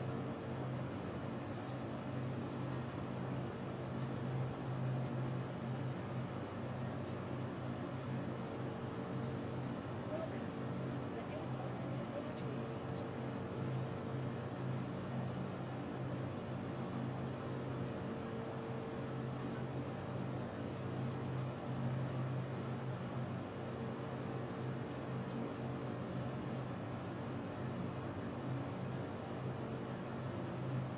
Your insurance claim has been sent.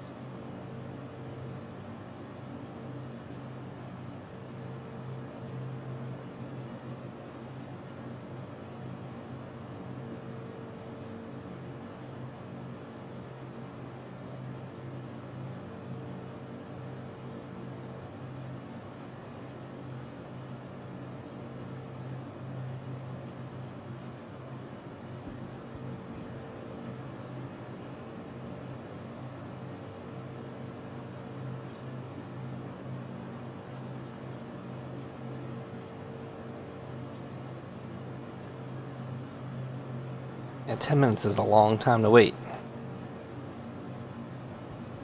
Please visit us again. Goodbye.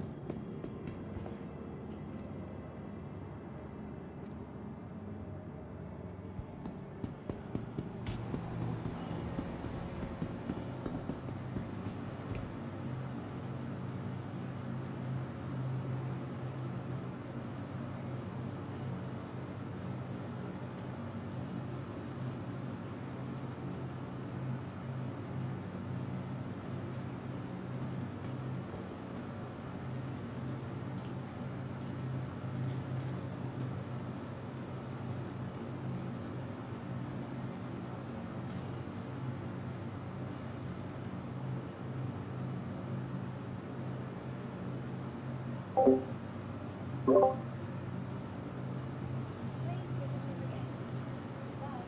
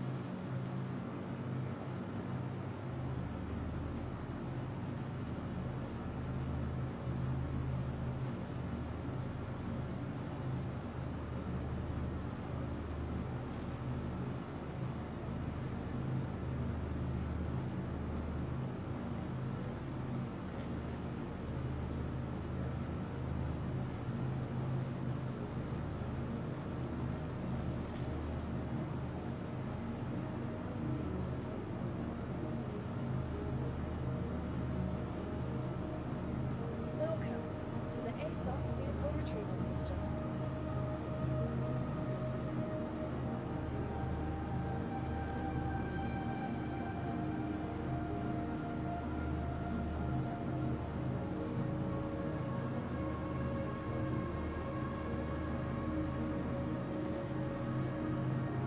Your insurance claim has been sent.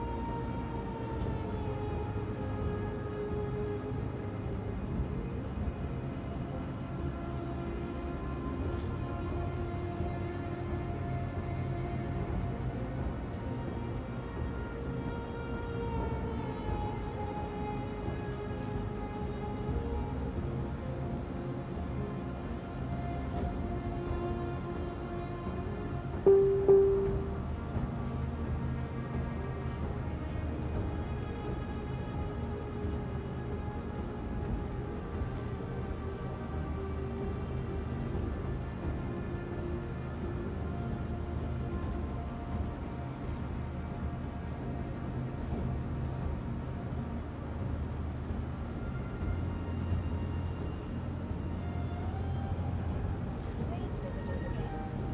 Bye.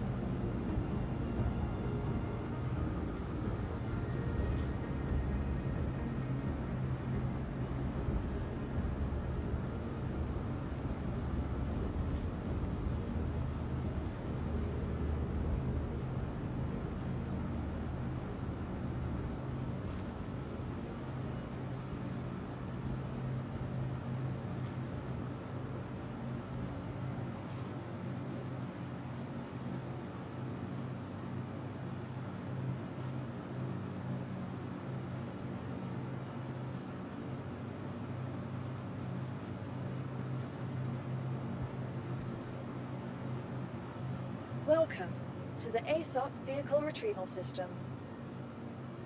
So I got distracted. I was reading some boat stuff. But that's fine. The Retaliator's gonna come in 3 minutes and we'll bang out some of these ERTs.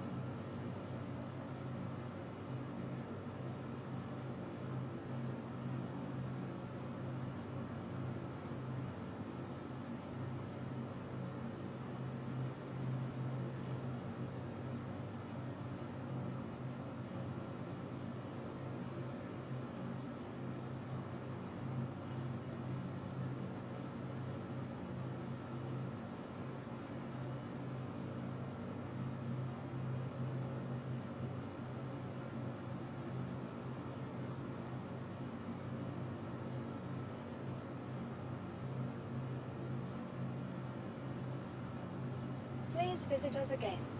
Goodbye.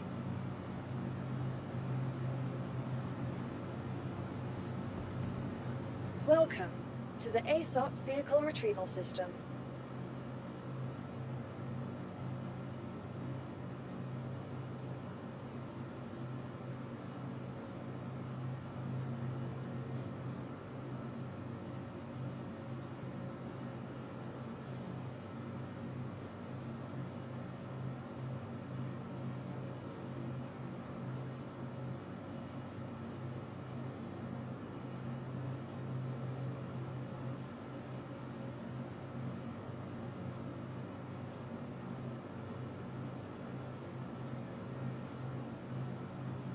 Vehicle selected. Stand by. Your vehicle has been delivered to the following locations again. Goodbye.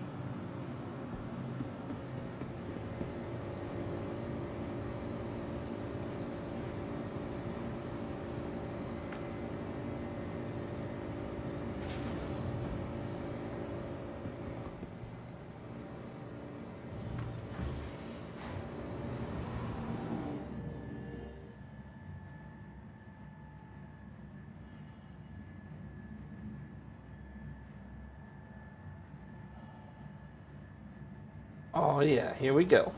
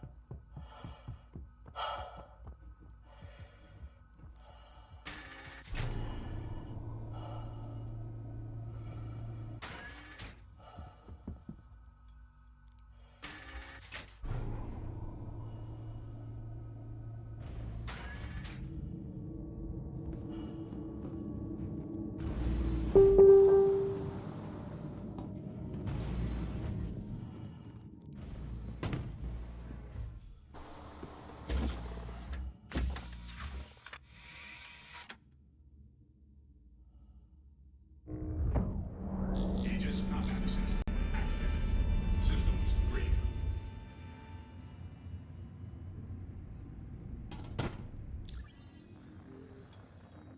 Landing gear retracted.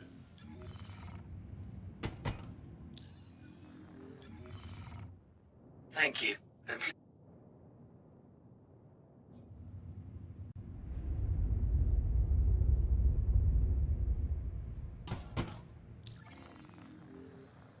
What the hell's going on? My Moby glass ain't working.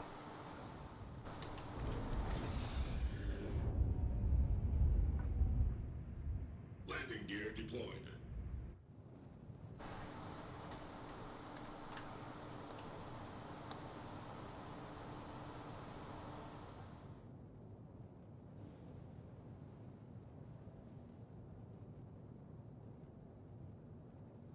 I don't know what the heck's going on. This is the second time my Moby glass didn't work.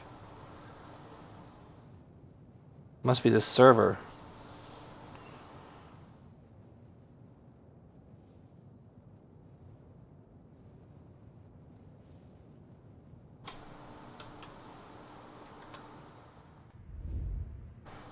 Please proceed to assigned landing bay.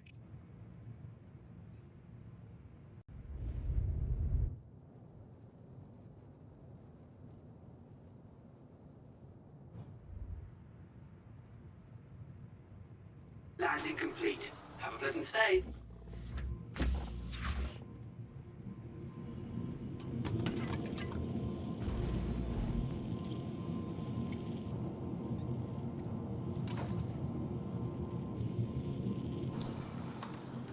Oh, maybe the Moby glass didn't work because of the can in my hand. That's a possibility.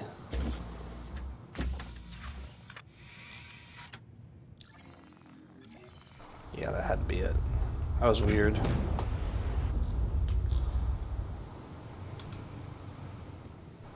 Shit. Wrong button. You are clear to launch.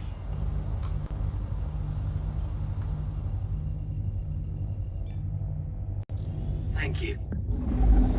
Quantum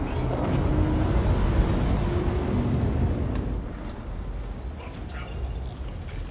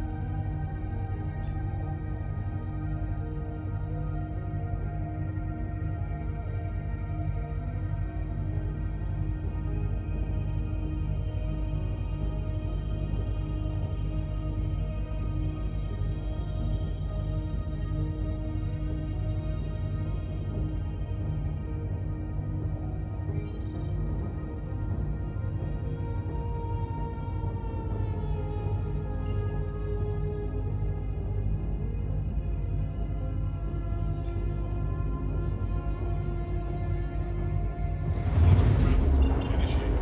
Quantum travel complete. Initiated. Quantum travel complete.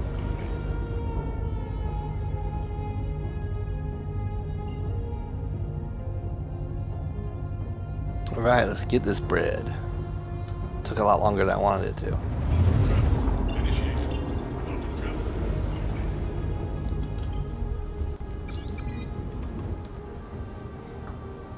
Okay, we got torpedoes ready to go. Let's not go in full tilt boogie like that.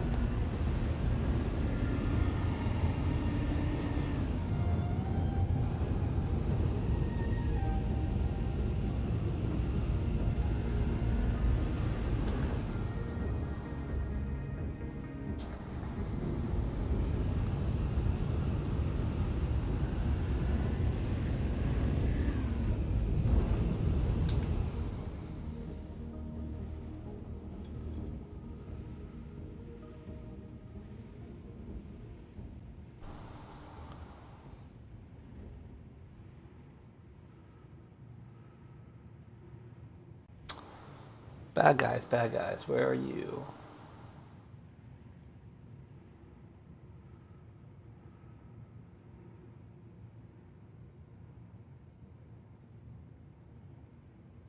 I think I need to turn my volume up a little bit.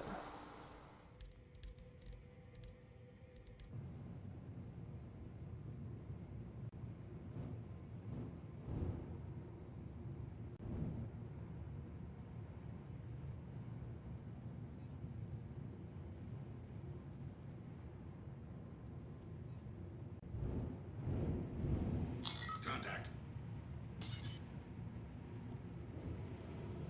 Missile lock. Contact. Missile lock. Missile lock. Contact. Missile lock. Well, at least they fixed. Oh wait, maybe they didn't. Yeah, looks like they fixed eye tracker. I can look away.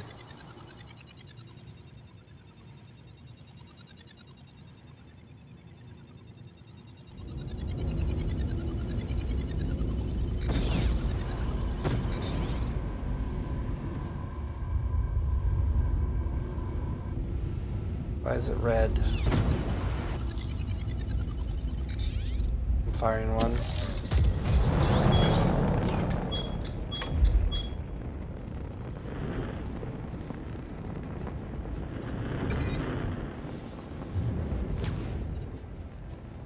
Fire another. First one didn't track for some reason. That one should. Good kill.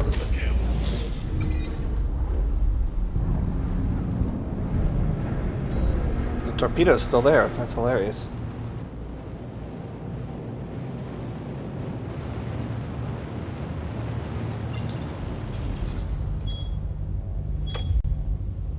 Got a surprise for ya! You're not gonna hit me.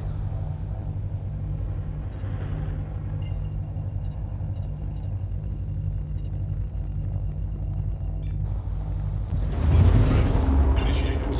Quantum travel complete.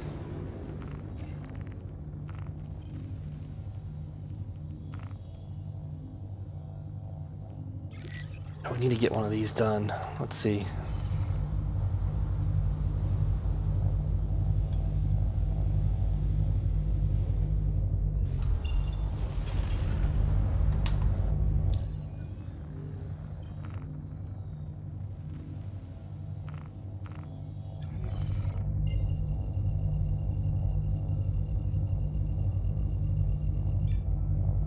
Quantum travel initiated.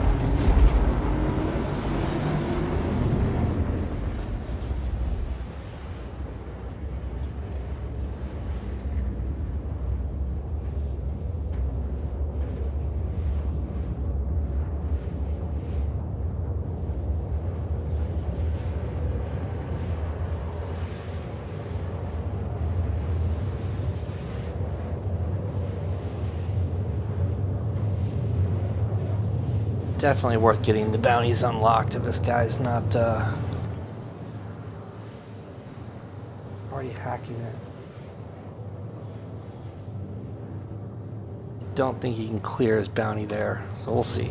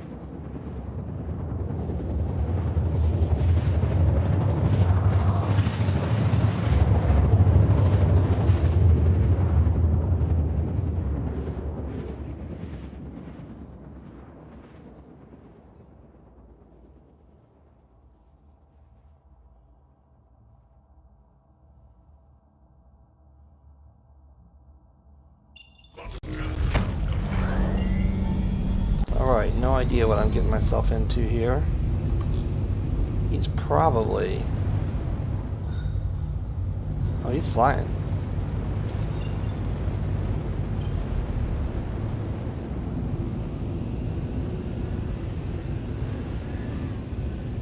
He's flying to that, He is. Let's go.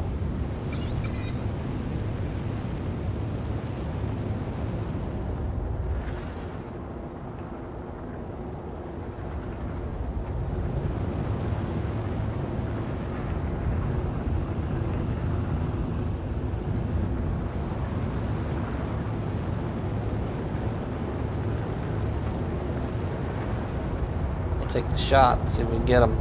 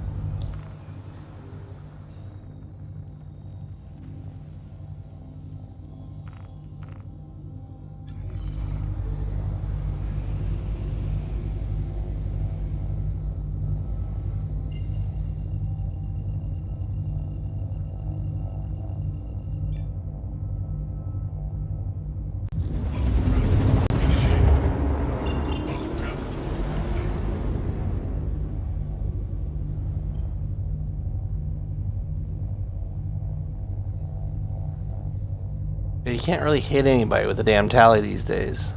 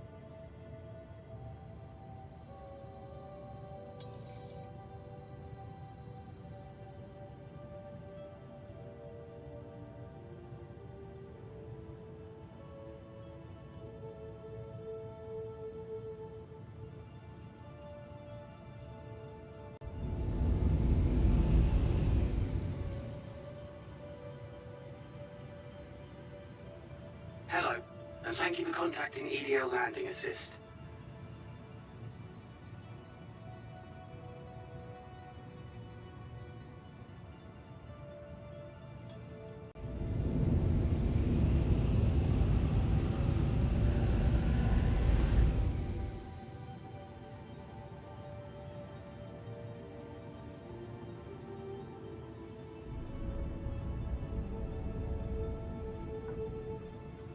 Landing gear deployed.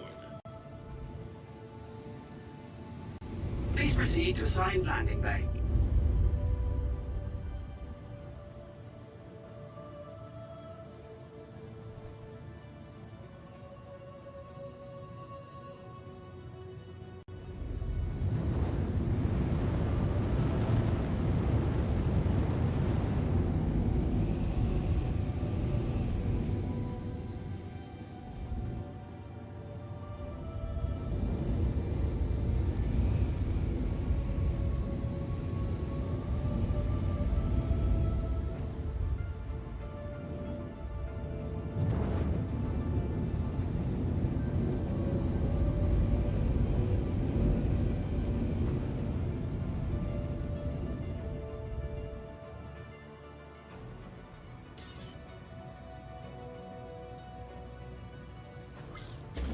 Landing complete. Have a pleasant stay.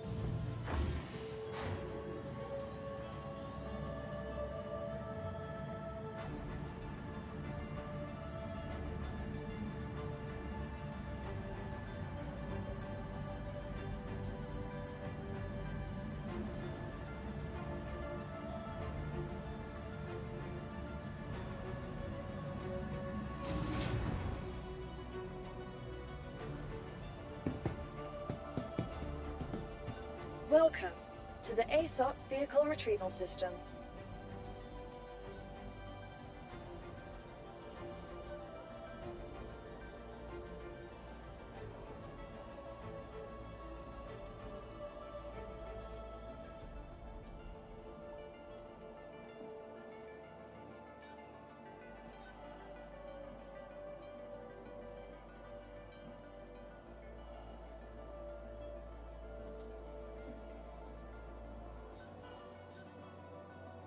This is ridiculous with these dupe ships.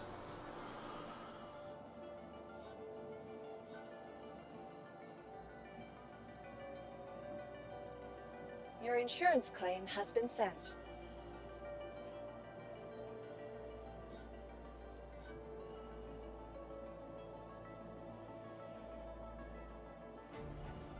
It's my Sentinel, and I want it now.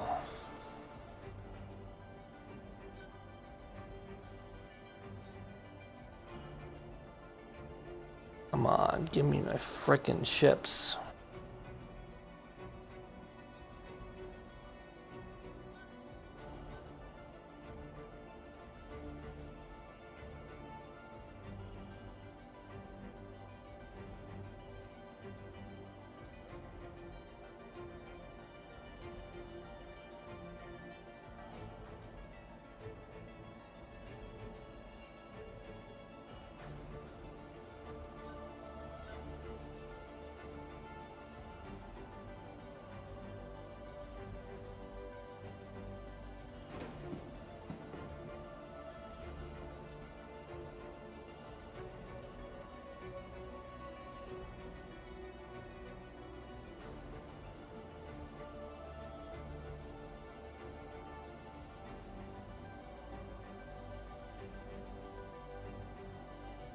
I'm gonna take 5 minutes, guys.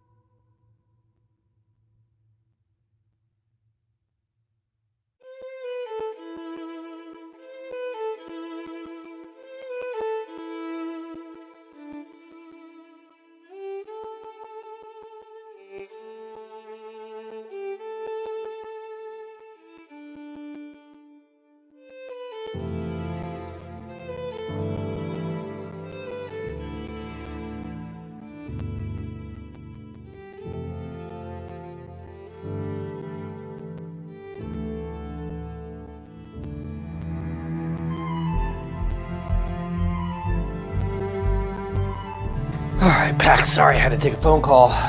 Loading back up now.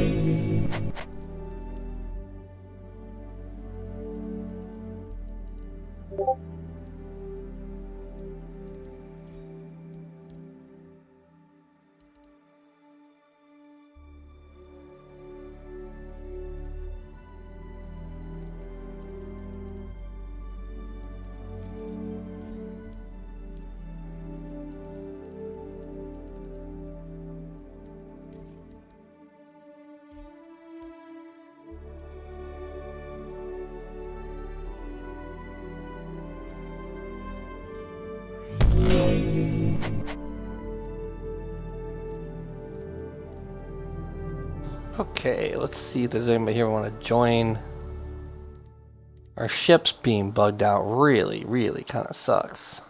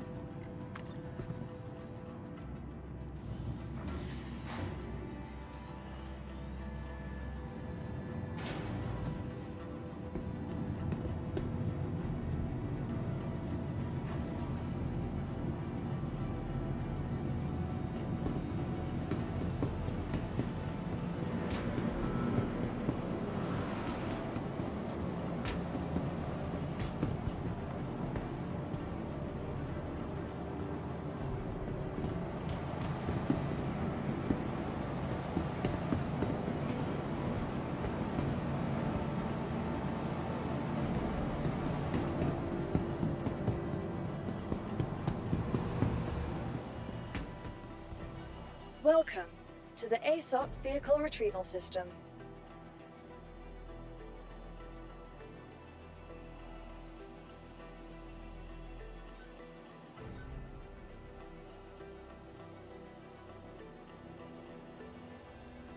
Gosh darn it. Give me my ship. Ah.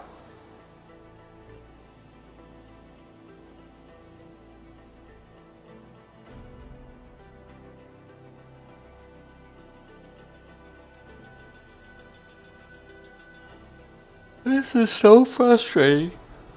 It makes me tired of the game when you're trying to do something and it's like, this shit don't work.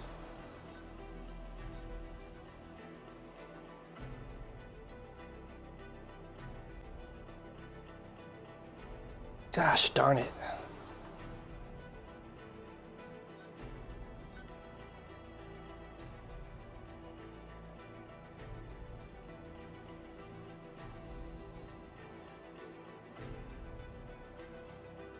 I really don't want to use the Harbinger because it's only physical damage.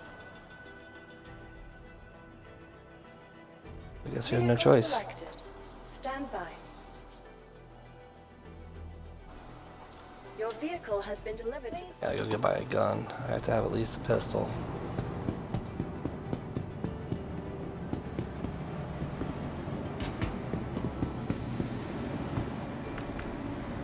That ship bug is almost unforgivable. Like, those kinds of things need to be fixed right away. Oops, wrong button.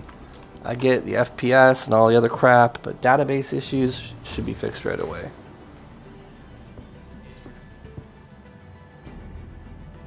Frustrating. I want to fly my $300 ship. But I can't because the stupid thing's bugged. Probably check every nook and cranny because usually these armor stores are like up here. Oh no, that's the food court.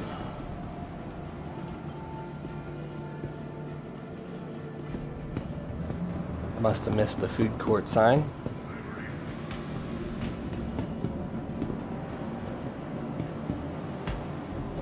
Yep, sure did.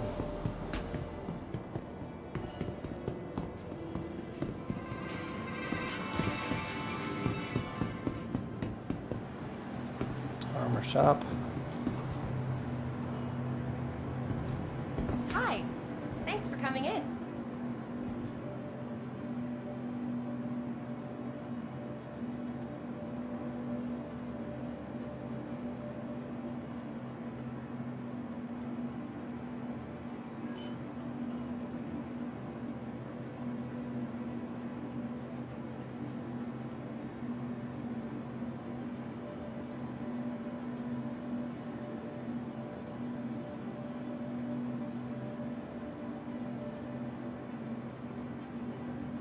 Oh, they only have like bright colors. And not having, like, if you're gonna have red armor, have all the red armor. Don't have just the arms here, that's dumb. Oh.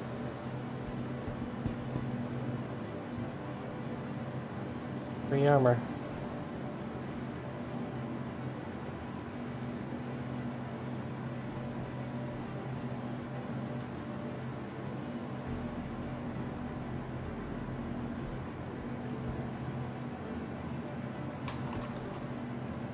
Oh, that's kind of gross.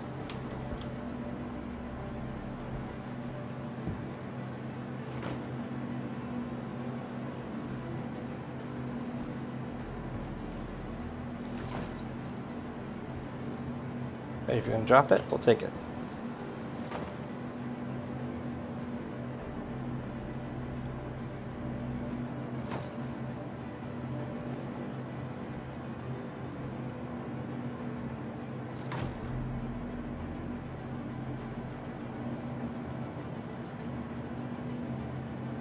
Cool. Any more big stuff?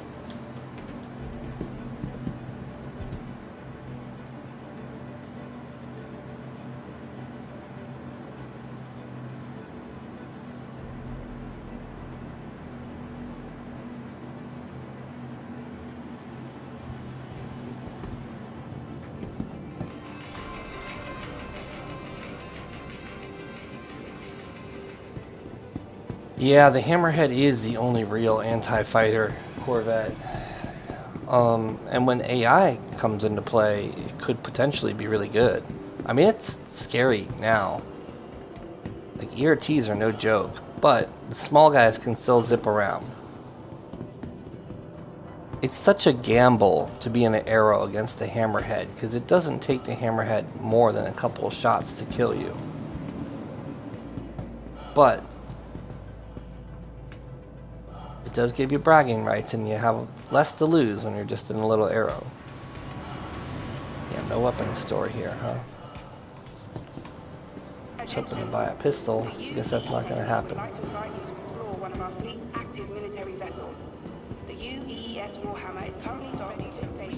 Not having weapon stores at the main port's kind of annoying.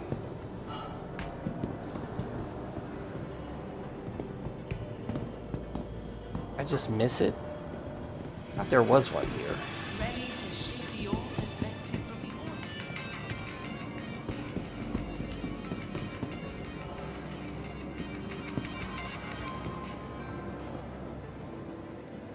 Guess not.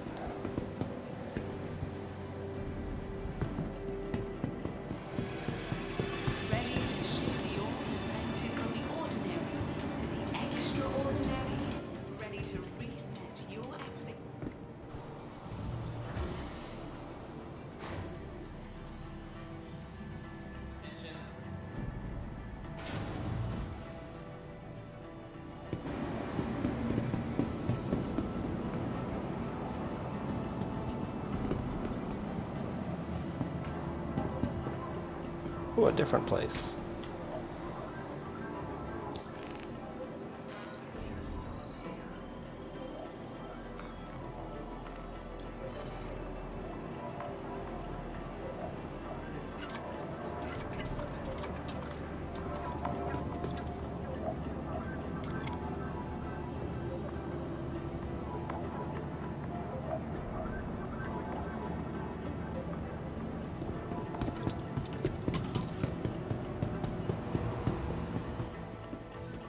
Welcome to the ASOP Vehicle Retrieval System.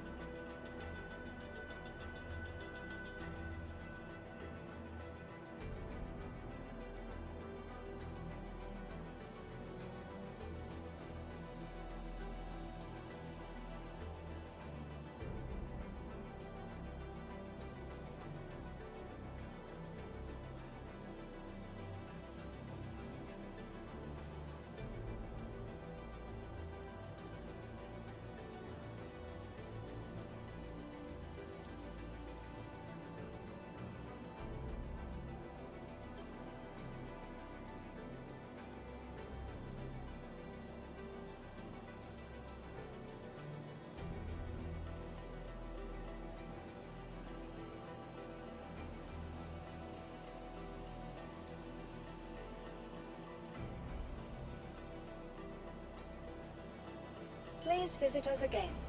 Goodbye. I may have to go to Everest to see if I can get this damn thing. Welcome to the Just seeing if I trying different things to unlock this or to, you know, make it work.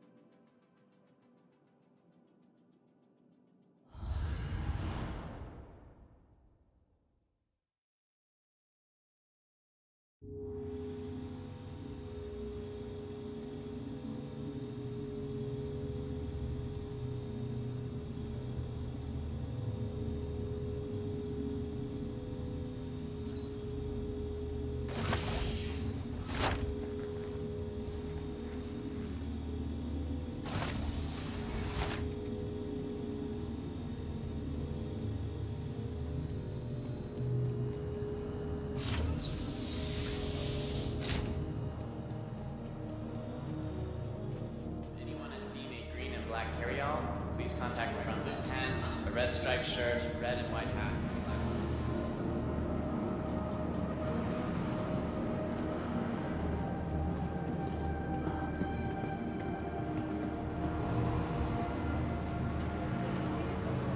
Welcome to the ASOP vehicle retrieval system. Please visit us again.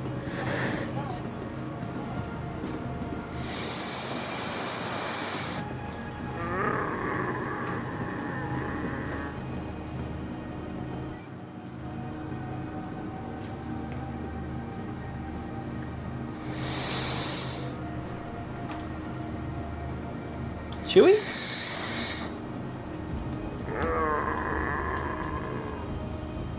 You a zombie? Kinda look like a zombie. One of those crazy Resident Evil wall crawlers.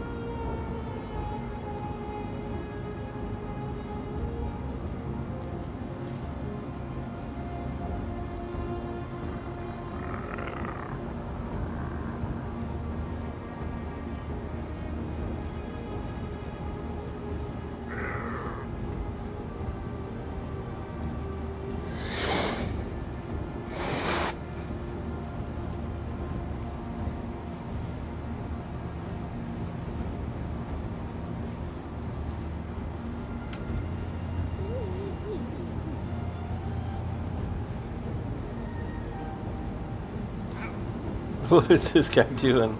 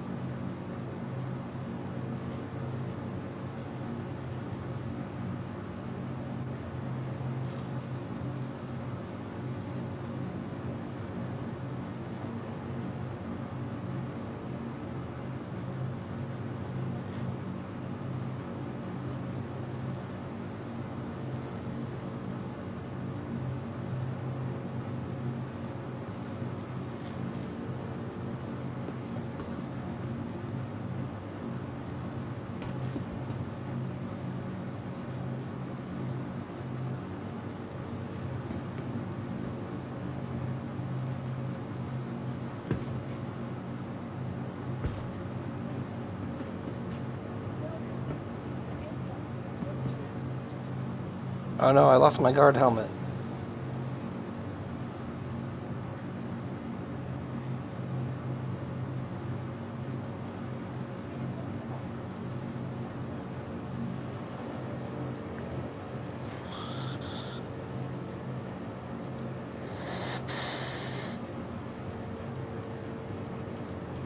Don't need to kill a player.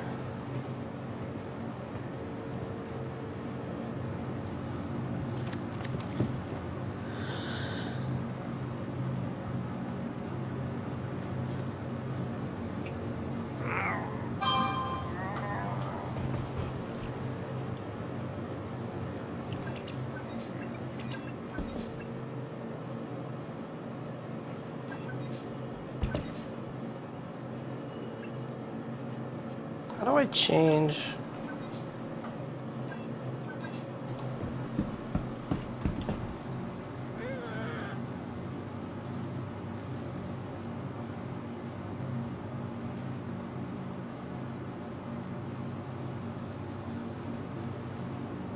How do I change the back of this thing now? Because ADS. Huh.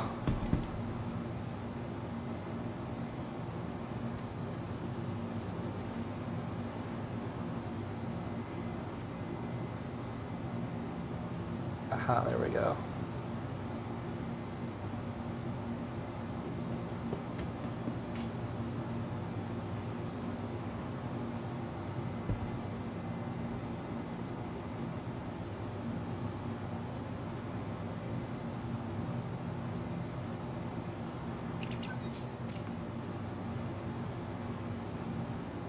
Huh, can't do that.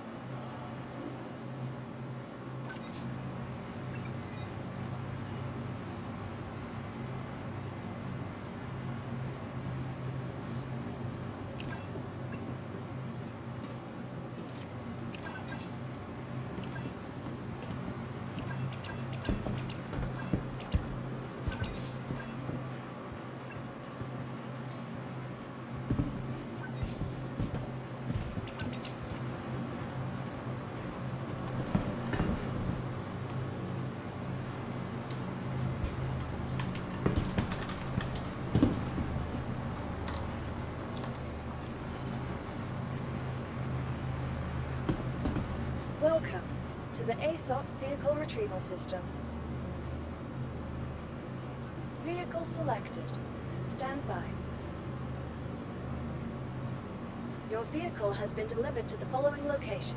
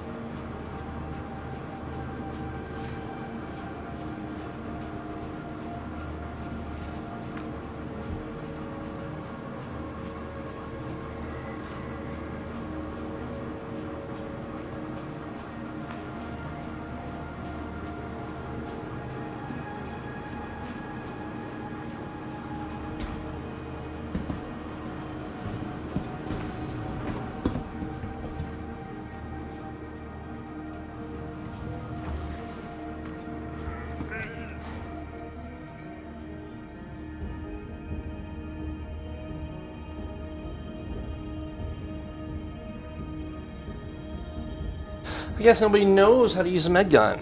Great.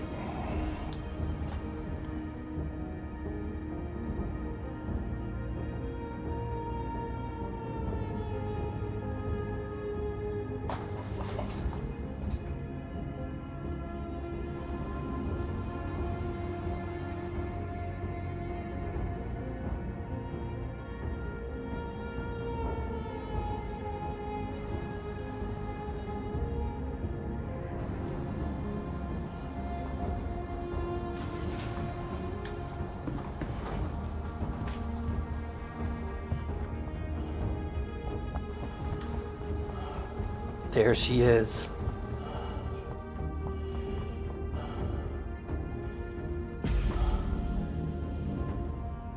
What's with the yellow tint?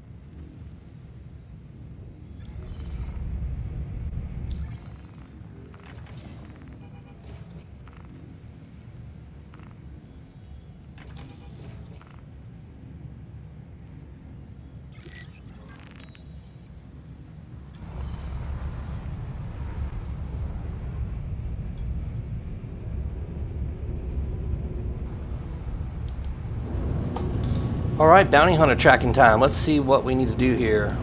I'm going to also hop in my Discord and see if anybody else wants to go and Discord it up today.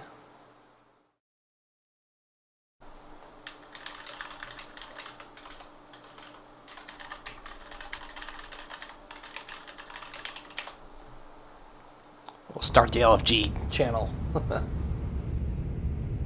Okay, so what we're gonna do is we're gonna look at this guy because it says last seen. He was last seen there. No, that's the Invictus launch fleet.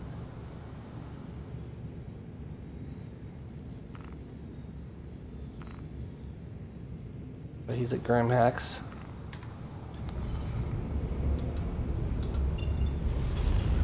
Potentially heading to Clear's Crime Stat, and we want to be ready for that.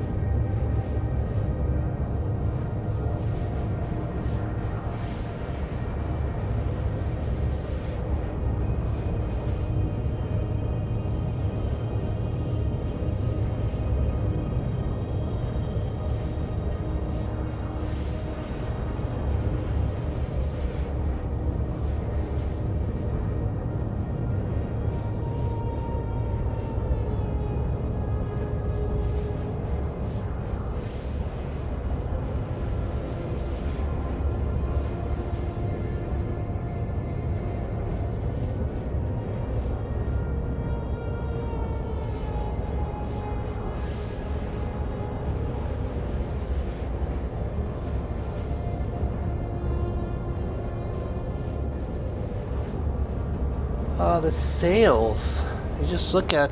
So right now it's RSI. Keep in mind it's only military. So Origin's there, but Origin only has like the G12 rover, because that's the only attack thing there is. But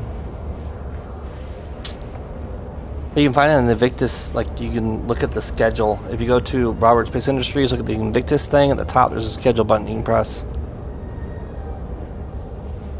Tomorrow is MISC Day, I believe.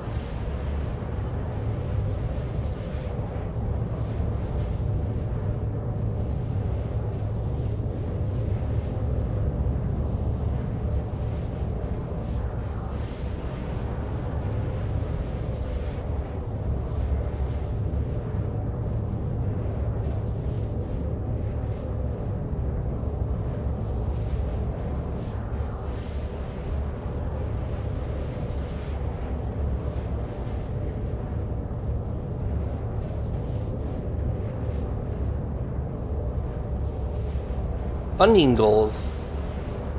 Oh, how much? Yeah. They made a lot. They broke 400 million, right? 400 million was a big deal.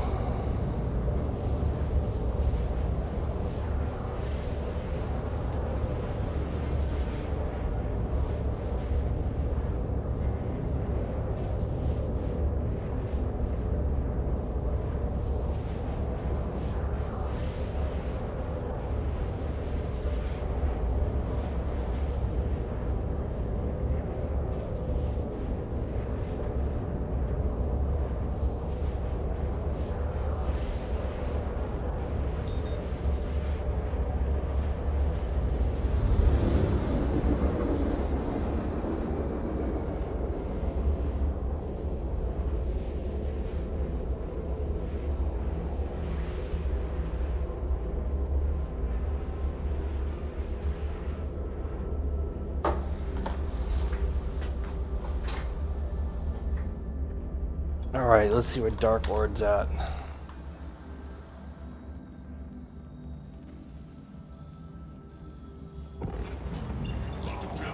And he's at the security depot. May not be able to get there in time.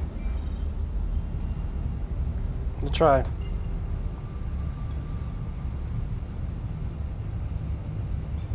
May not realize he has crime stat.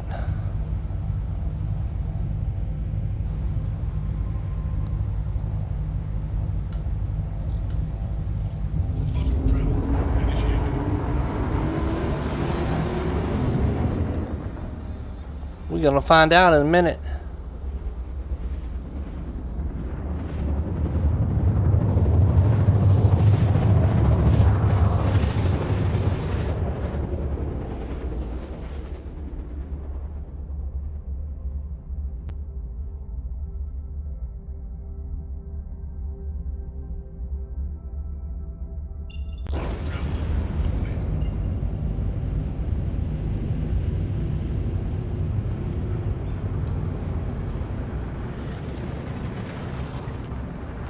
Oh, interesting.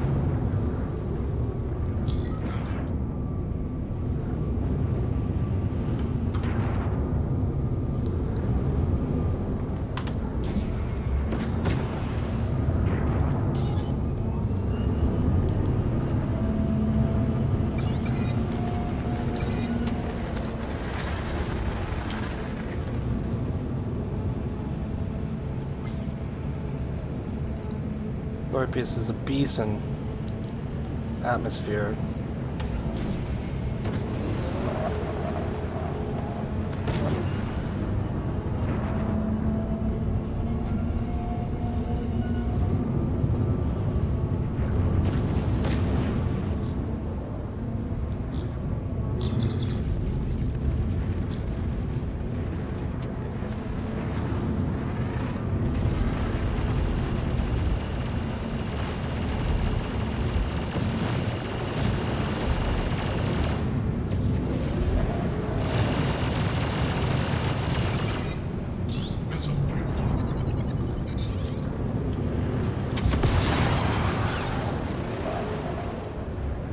Away from you, Connie.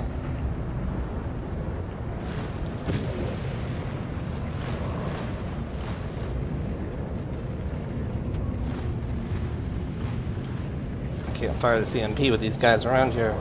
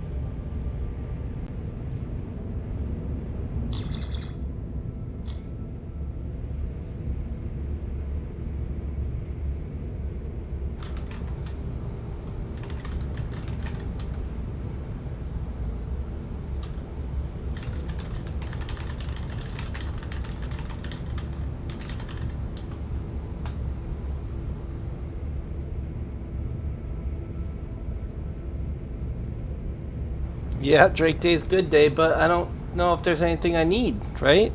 Kraken, I got it.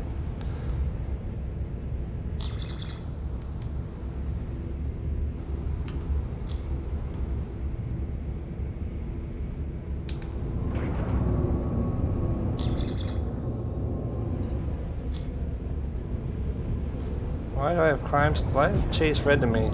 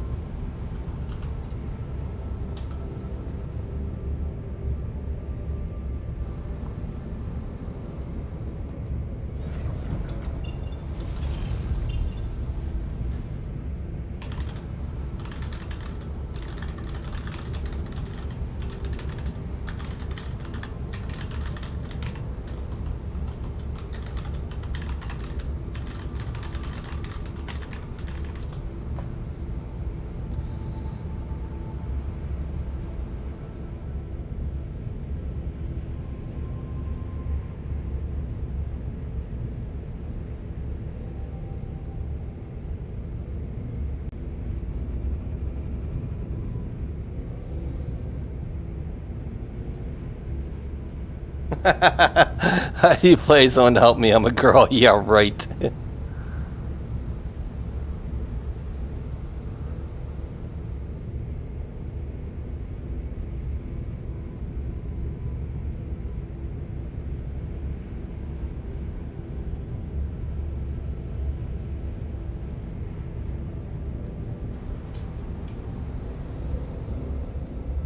Where did he just go? Did he log? Oh, there he is.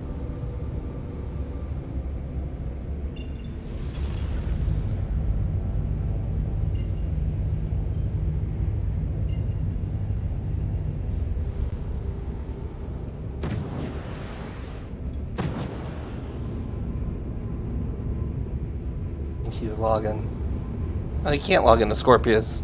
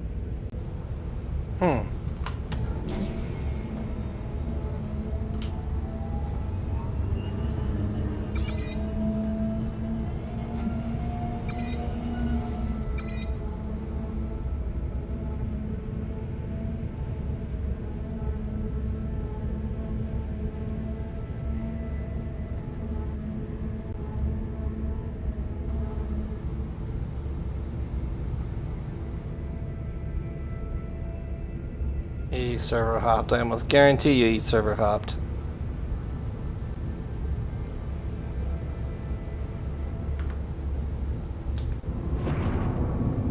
I'd see him by now. He server hopped. Damn it. Dark Lord, you pansy.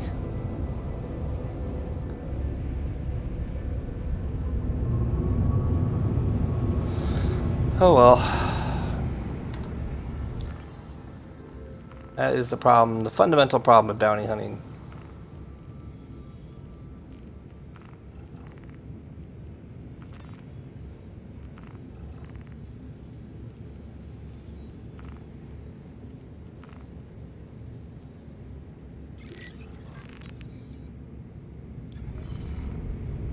This guy again. Weren't we after this guy before?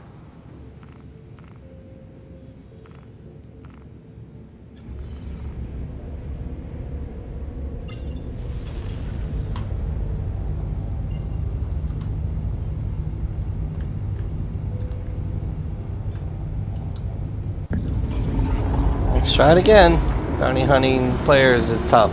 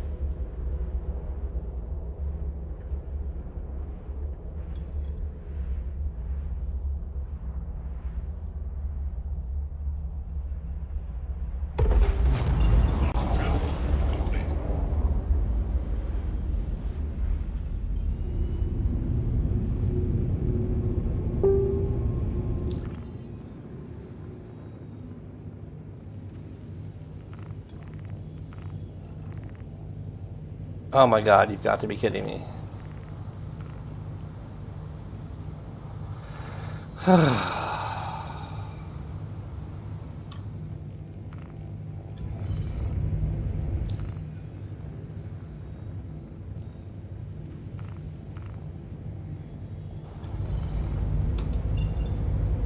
I hate Crusader. I really do.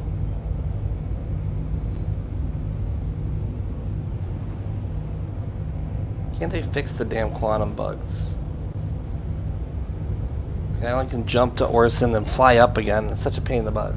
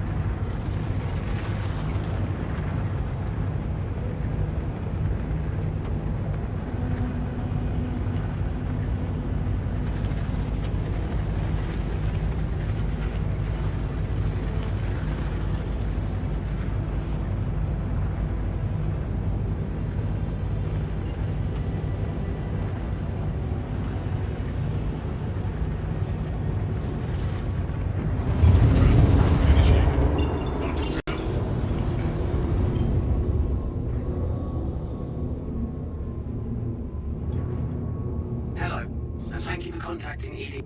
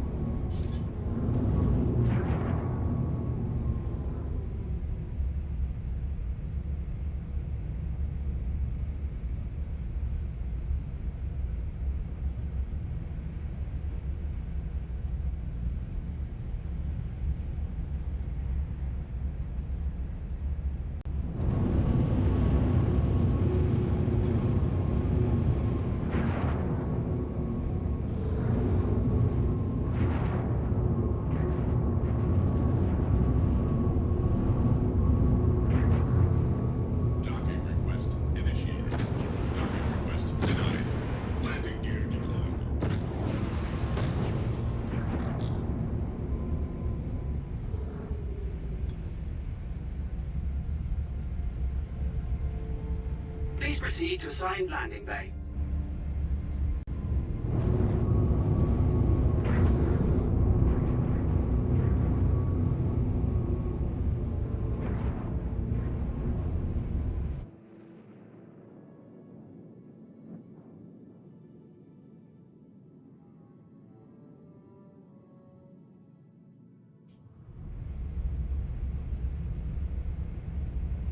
Engines offline. Landing complete. Have a pleasant stay. Engines online.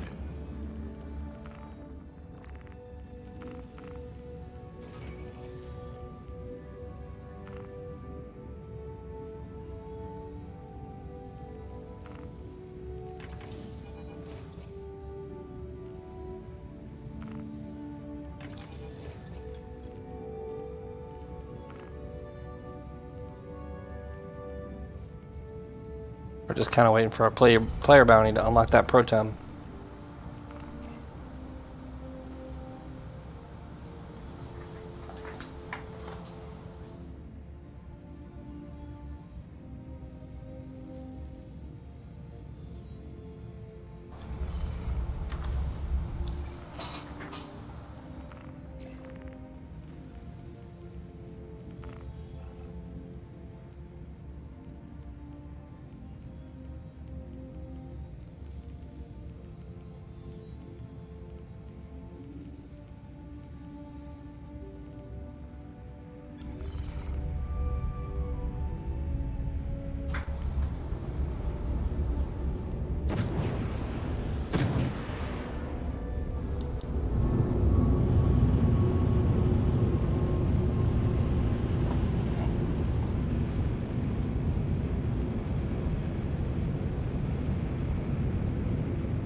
Thank you, and please visit again.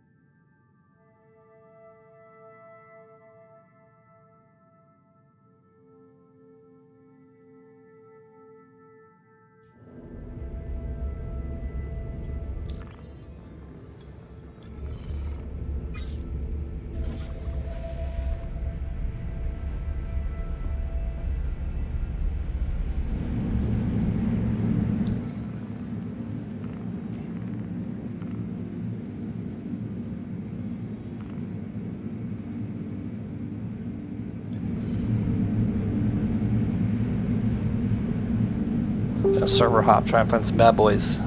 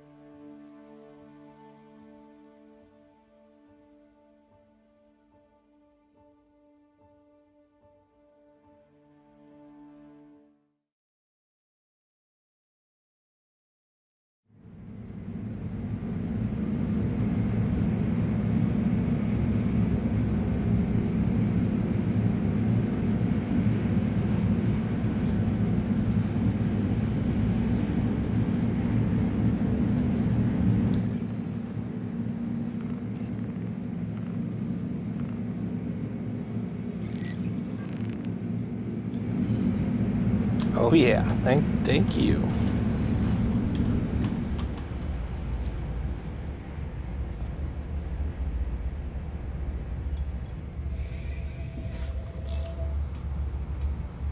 Aegis combat assist. Systems green. Need a OM, please.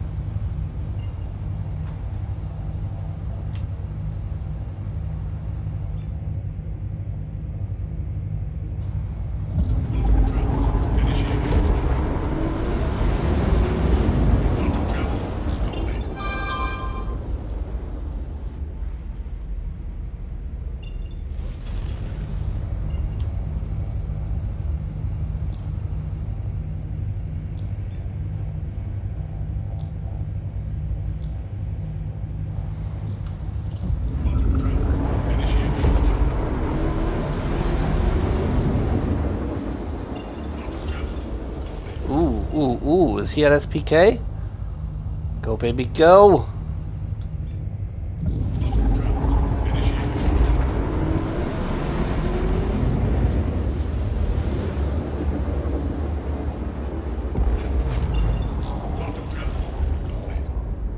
Don't know how long he's been there. Probably don't have much time.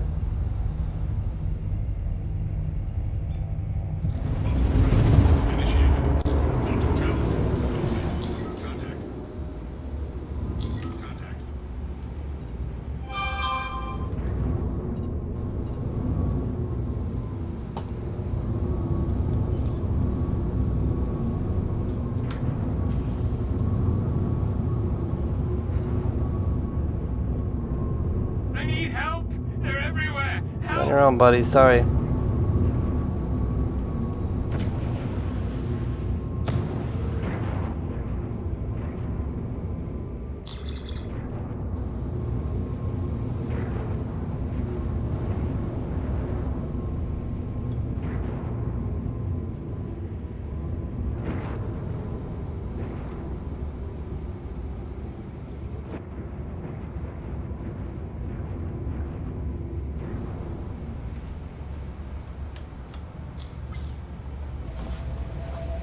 Let's go.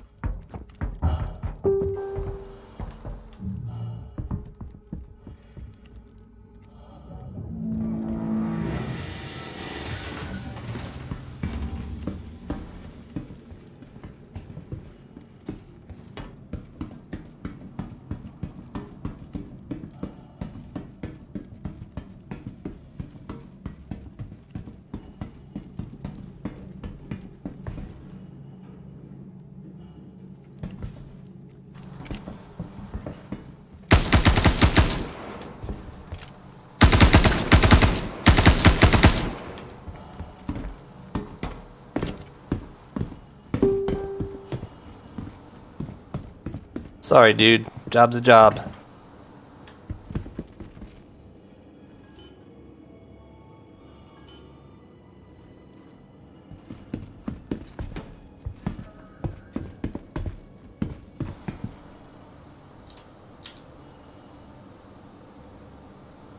What's up, Mirtus? Sorry, I was paying attention to Mbempty.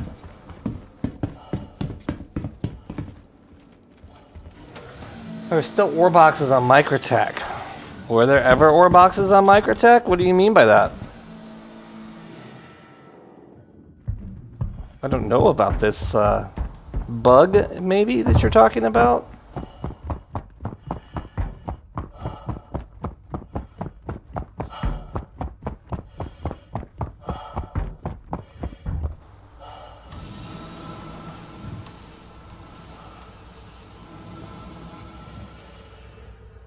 Did my ship go splat?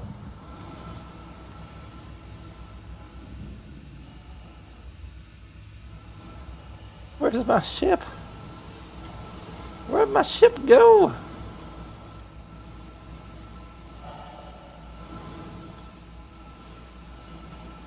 No.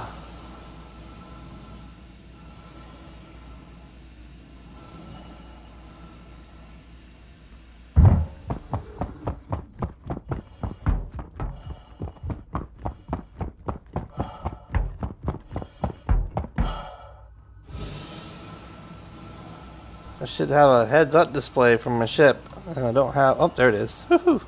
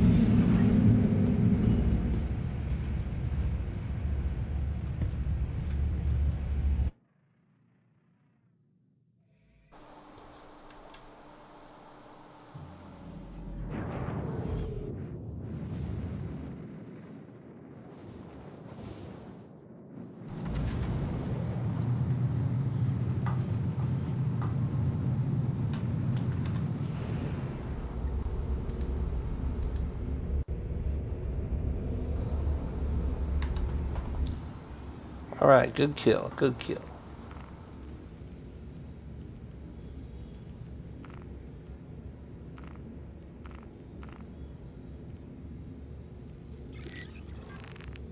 These guys may be in the Scorpius together.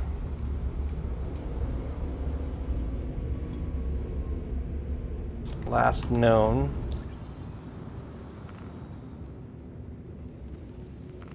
Let's see, is Wolfpack with them?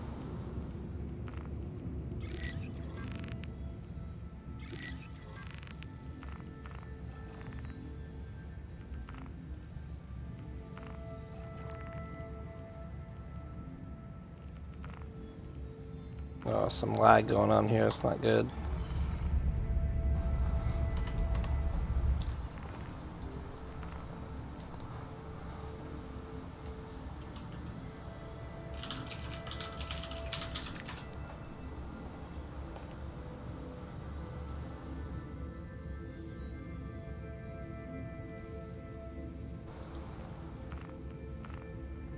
All right, server's dead.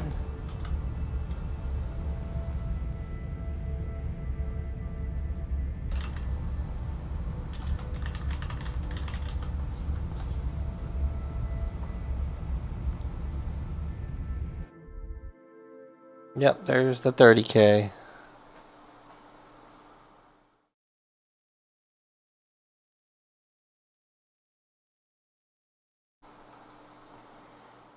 Damn it. I'm gonna have another frickin' Sentinel bugged out. Ugh. And of course I'm probably not gonna be able to load.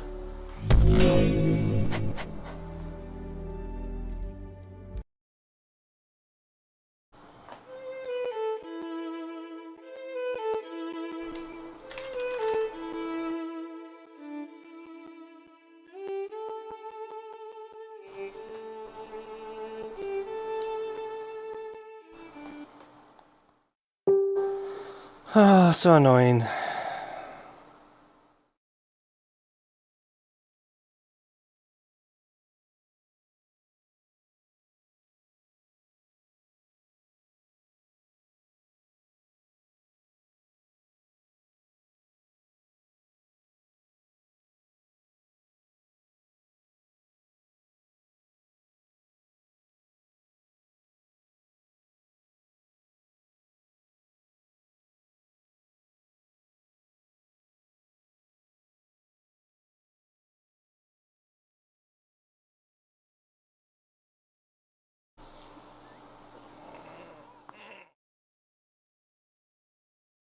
Oh my goodness, stretchy, stretchy.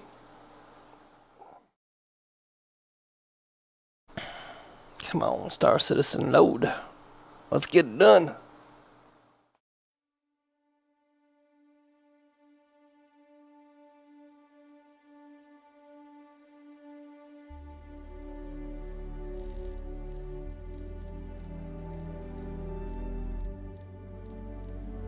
So many friends. We'll do our own thing though.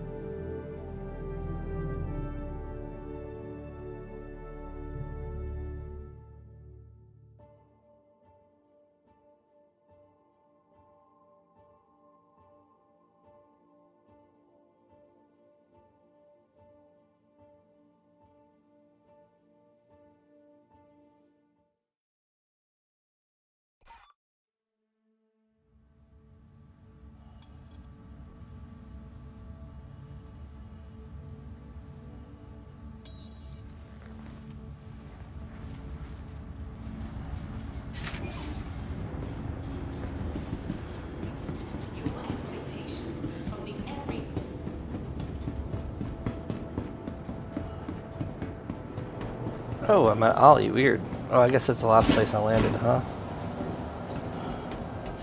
I'm not going to complain as long as my Sentinel's here. Welcome to the ASOP Vehicle Retrieval System. Ah, son of a bitch. Surge! I'm sick of my ship not working. Fuck, man. This is so frustrating.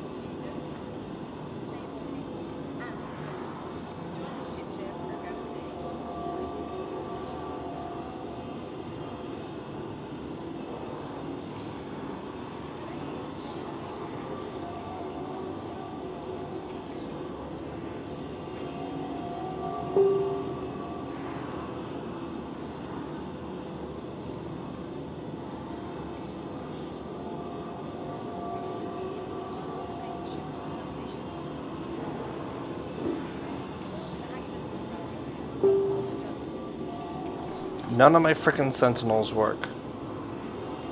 That's so frustrating.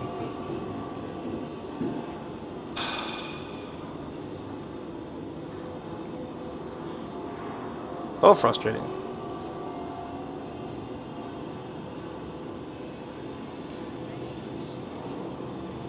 I don't want to equip other ships because I have a feeling that I'm at the account reset. And freaking hate it.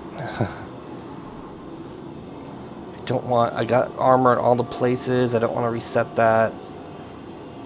Why do I have 3 Pisces? I have old ships that are like expired. Anvil's like 4 days ago. Does it even let me claim it?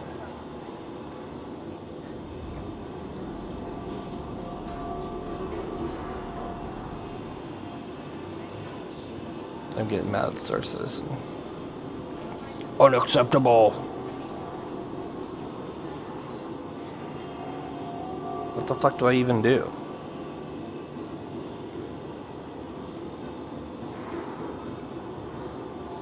I have no ships.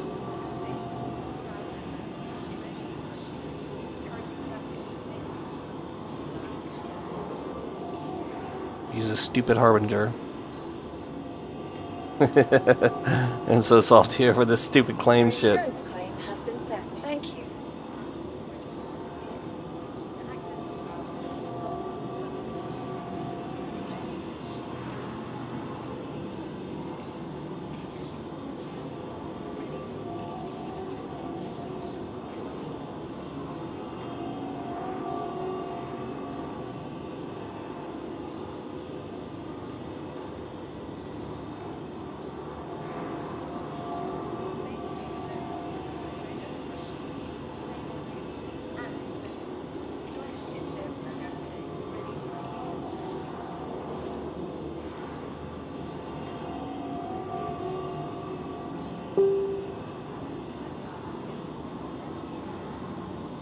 Please visit us again. Goodbye.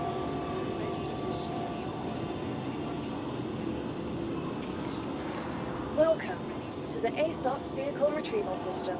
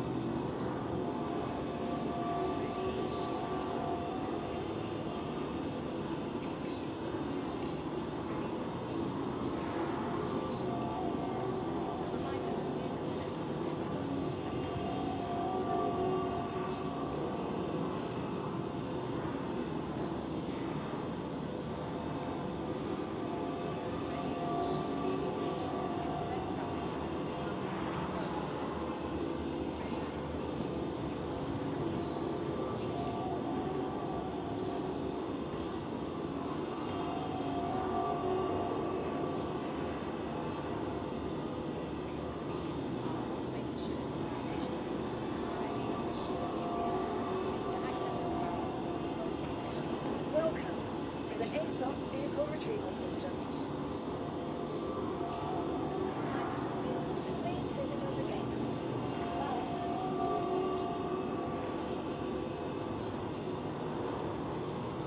Please visit us again. Goodbye.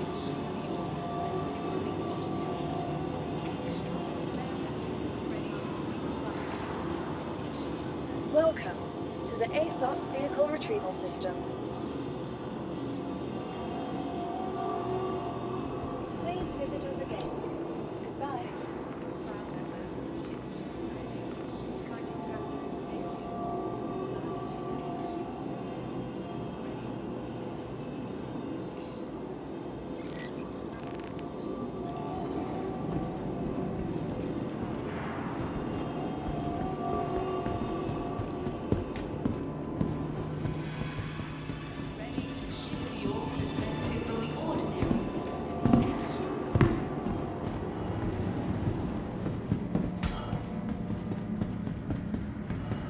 Good purchase.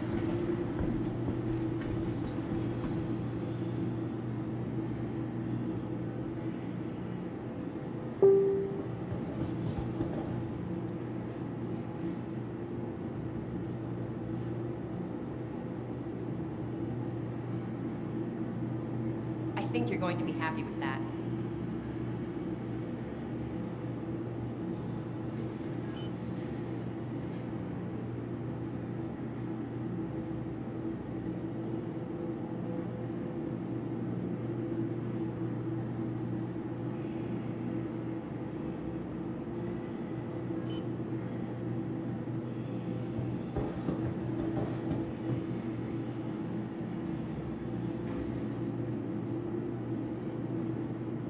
Smart buy.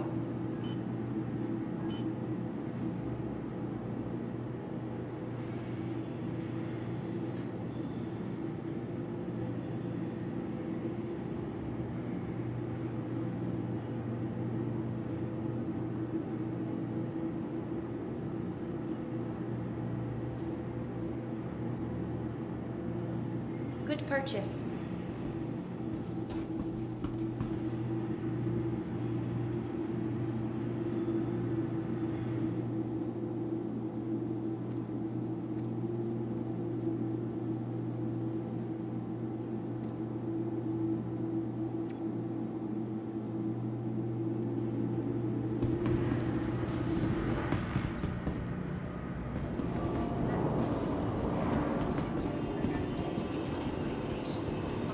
Welcome to the ASOC Vehicle Retrieval System. Vehicle selected. Stand I hope this is my good harbinger. I hope it is. Your vehicle has been delivered.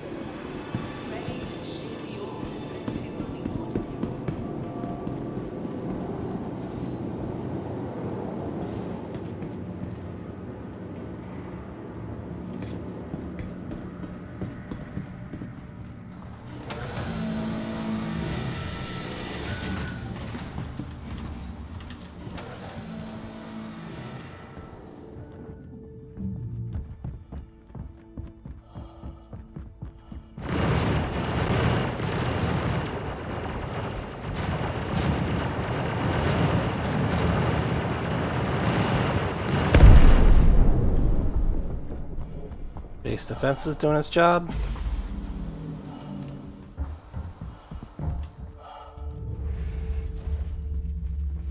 We have a suspect, a sus laying around. This has got the energy cannon on it. It's not the. Oh, wait, I can't tell if it's blue or dark. Oh, deadbolt, cool.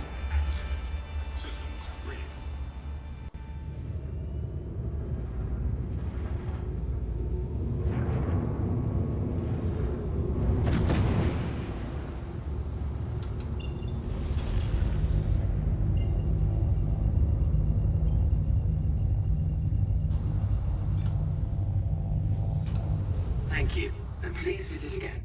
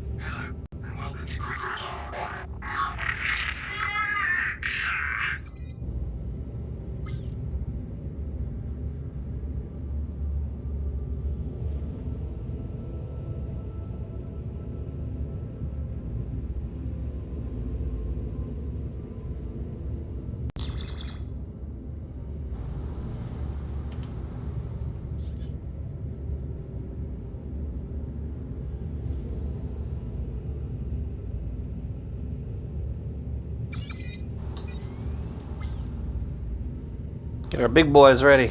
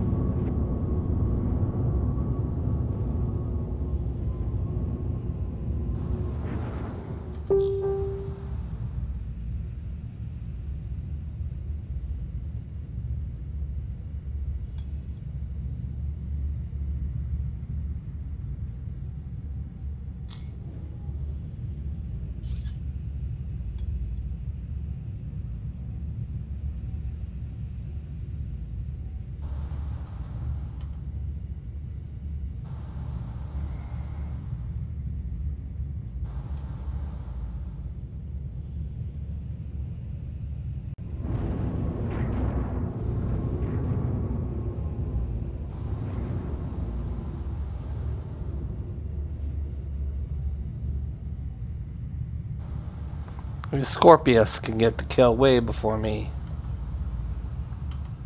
My chance is probably to like... I don't even know.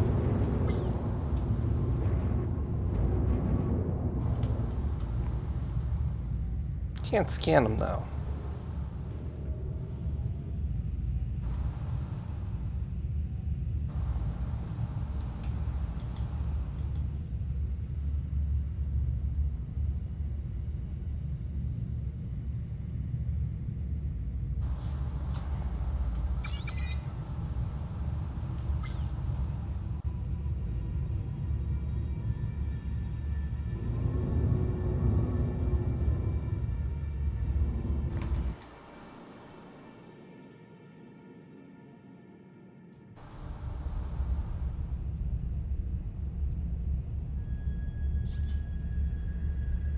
Oh.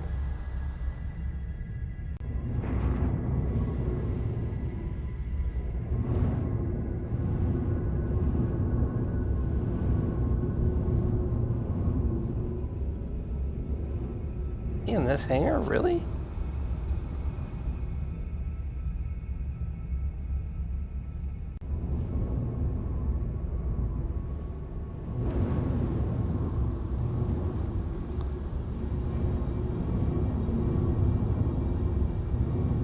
Oh no, he's in the lower hangar right there.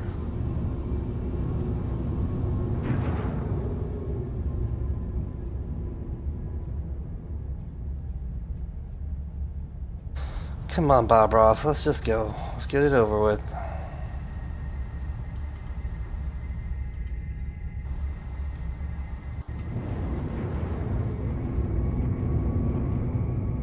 Yeah, can't scan these bad boys.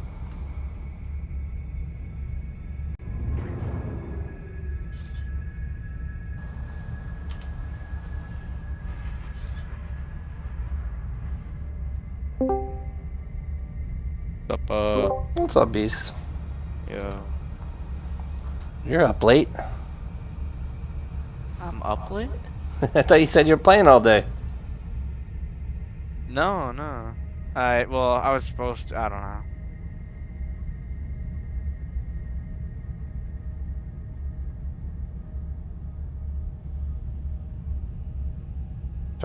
I'm trying to do some bounties, but they're just, it's like the same thing every time.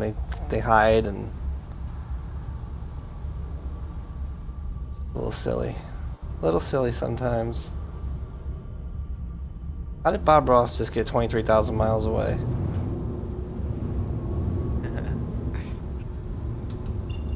What the fuck?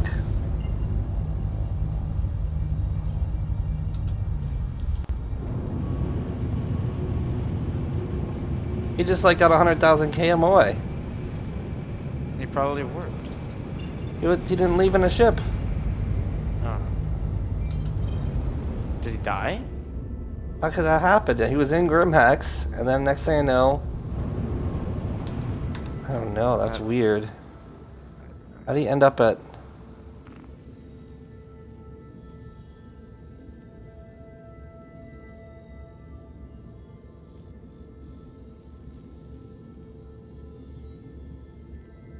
Jump into Area 18? Is that possible?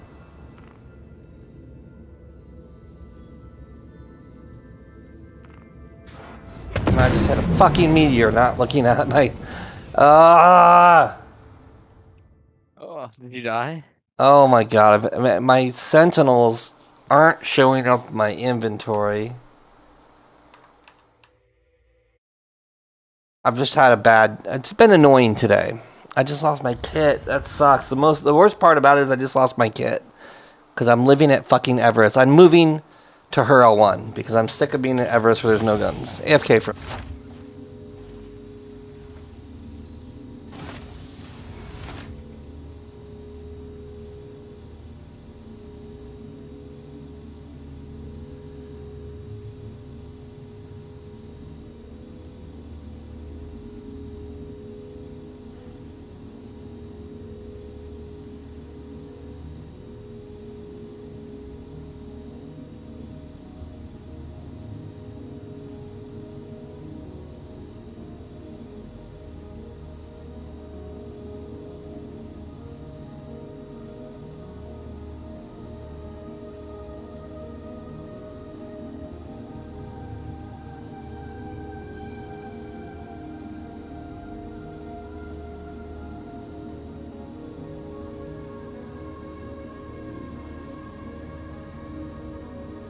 Yeah. And that's just gone.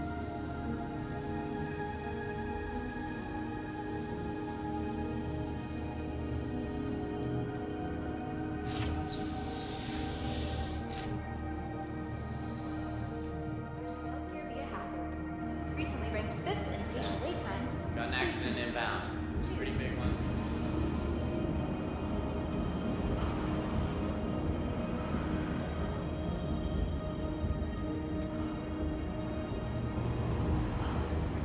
Yeah. Welcome to the ASOP Vehicle Retrieval System.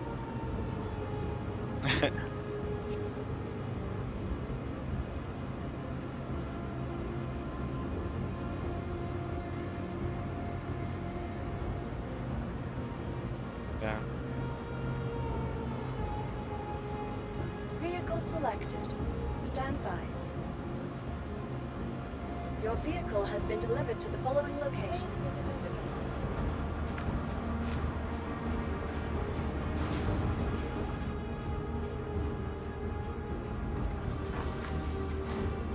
So yeah, I'm just a little annoyed at... I'm a little annoyed about all that stuff. Yeah, your sentinel being gone isn't good though. No, it's stupid. I'm definitely going to set my spawn to Hurl 1. I should have done it a long time ago.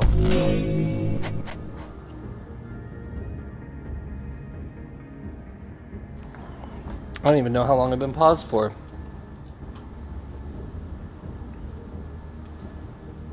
What do you think about picking up our buddy?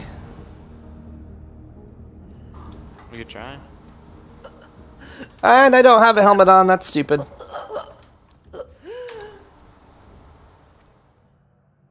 The thing that annoys me the most is I have like all this stuff here now. I've been working on like putting kits. I guess the kits don't matter. They can stay here because you can buy kits at the other place, but... we'll have to get a name, of course, in order to do that. Yeah. Well, I'll do a little aggro farming today. And then we'll... Oh, I unlocked Mark 4 for the bunkers. So I did one of them. It's 75k, and it's still 3 waves. Really? Yeah. Yes. Well, it goes up 10 grand. That's pretty good. I guess there's maybe more... There may be more people per wave, I guess. I wasn't really paying attention, to tell you the truth. So, I mean, it's okay. Like, 10 grand more isn't, like, revolutionary or anything like that, you know? Thank you. And please visit again.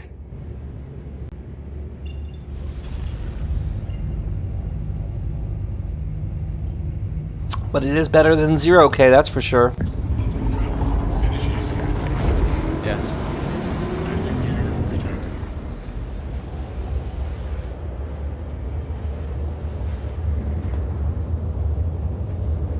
What's up, Cavion? Sorry, man. I had my my social media, my guide hub up over the stream, so I couldn't see it. And I looked over at my TV because I have it up for a monitor. I was like, oh shit. It's okay, you just missed me running into a rock. I was chasing a bounty outside of Grim Hex, and he just disappeared. I don't know if that part was up or not. And I like slowly drove away to like open up my Moby Glass and set a quantum target. And in doing so, I hit a fucking rock. Hashtag annoyed. Hashtag want LiDAR, anti-collision, anything.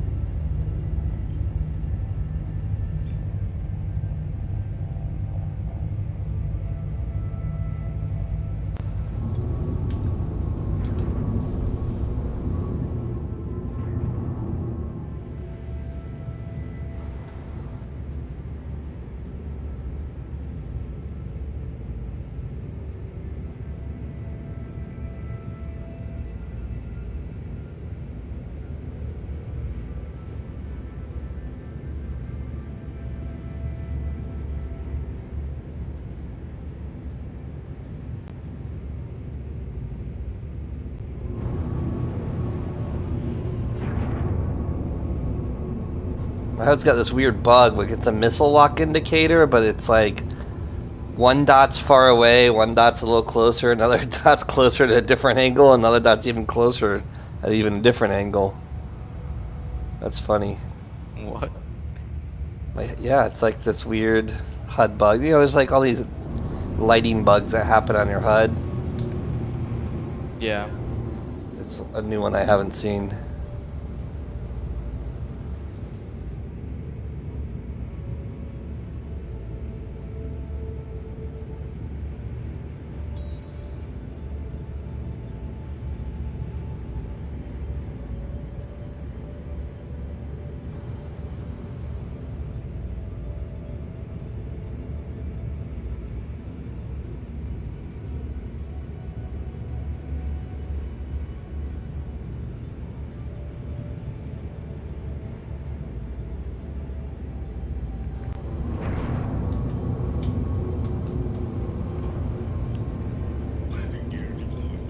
Please proceed to assigned landing bay.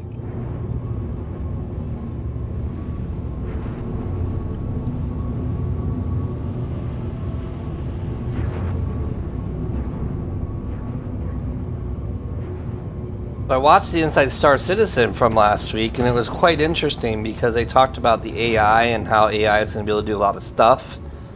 And they kind of showed the inside of the Idris and showed the repair modules and how AI will actually go to modules and try and repair them. And repairing a module is like they actually open up the module. So you open up a shield generator and it's got subcomponents in it that you can repair and replace.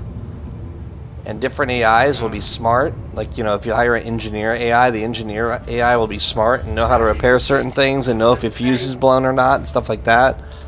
Some AIs, well, they'll be, yeah, for like your bigger ships and even smaller ships, you can hire like AI to work for you. So they're just kind of going over the AI tech, and one of the things they talked about is why the AI in the game is so bad. And like they said, you know, the same thing that I've been kind of told you guys is the FPS is literally 7 for the AI because it's one server that handles all the AI in the entire universe for every player, and it's just too much for one server. Yeah. I mean, Which got me to thinking, wouldn't it be fun if they offered premium servers that had like, I don't know, like you could maybe not rent a server, but like how you could go into a server by yourself or with your squad and have a whole server to yourself to do your things.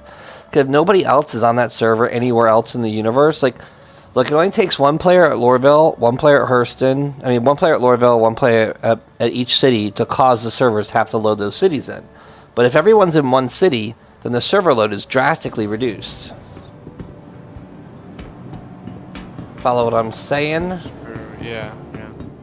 So you could get 50 people to launch and launch your own server. You could hypothetically have really good game performance because everyone would be with you instead of all over the fucking place. That's very true, yeah. I'm starving. I'm gonna go eat. Attention. I'll call you back in like 5 minutes, right? Yep. Welcome to the ASOP Vehicle Retrieval System.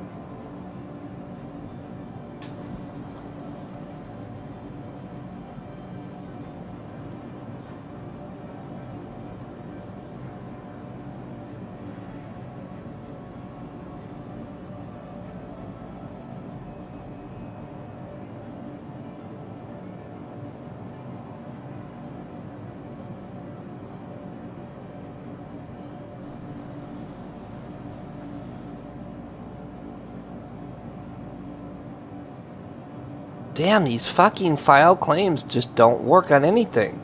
Your insurance claim has been Oh, Jesus.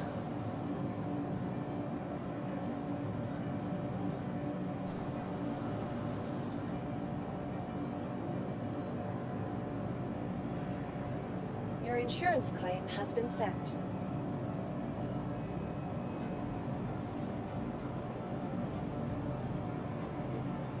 Your insurance claim has been sent.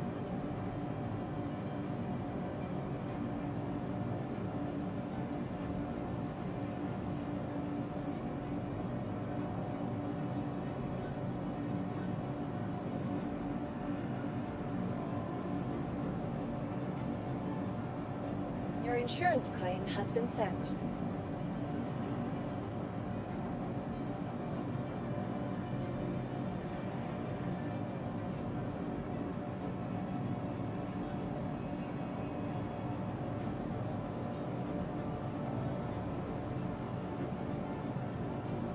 Your insurance claim has been sent.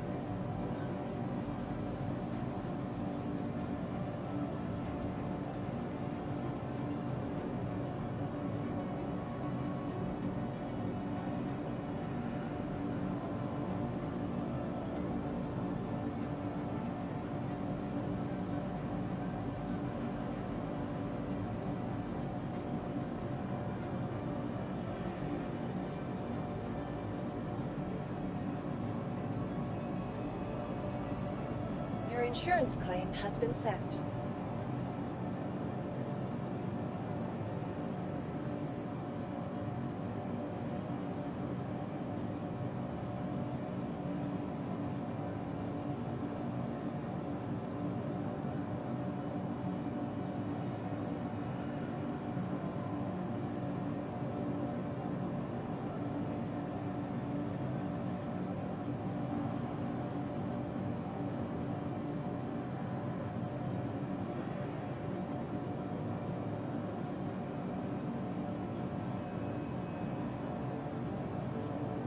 Your vehicle has been moved to our storage facility. What the heck was that about? Wait, I was doing an arrow. I guess I didn't click on the arrow. Your insurance claim has been sent. Oy vey.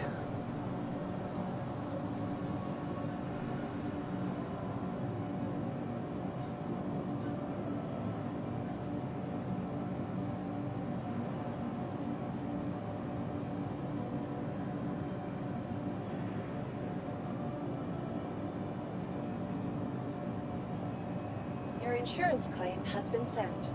At least these are working. I may even pull Super Hornet out. Why not? Your insurance claim has been sent.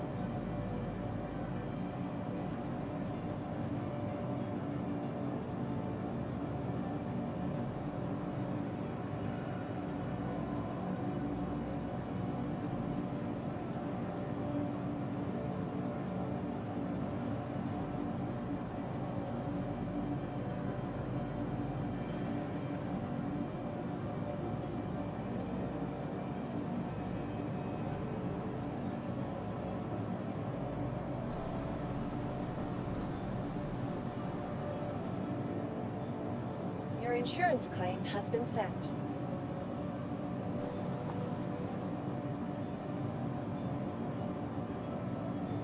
All right, we got most of our ships working over here. That's good. That is really good.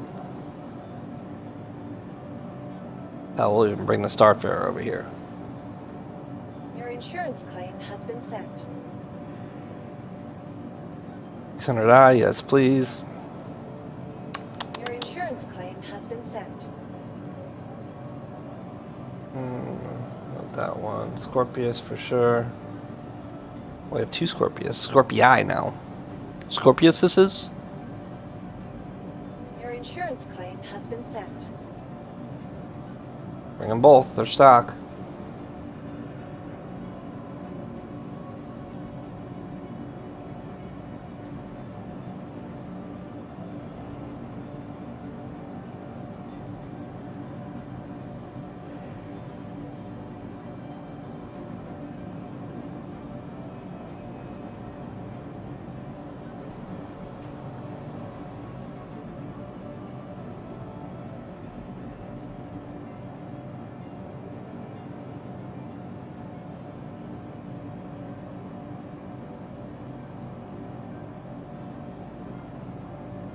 Oh no. Alright, we'll let that one go. Please visit us again.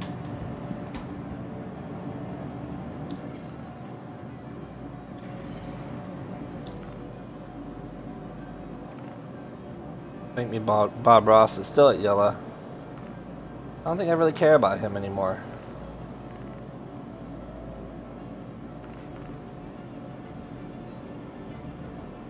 Huh.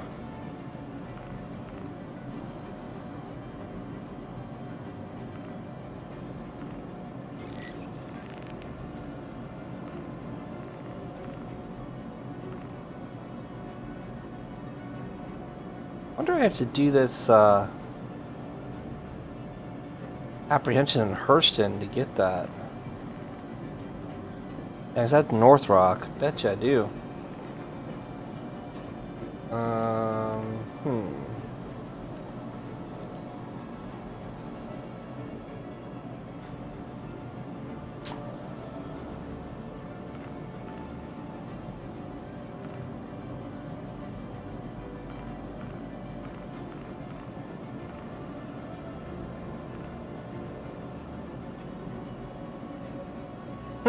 I don't see. Oh, you know what? I'm not a Hurston. I bet you that's why.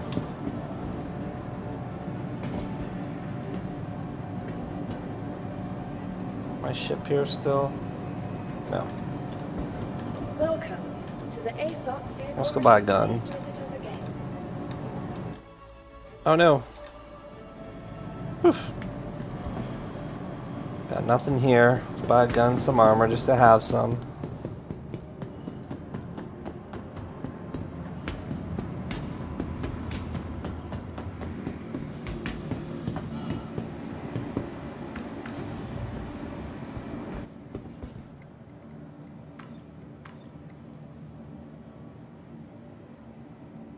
Attention, I just received word that the Bengal carrier Barbary is on approach for those interested.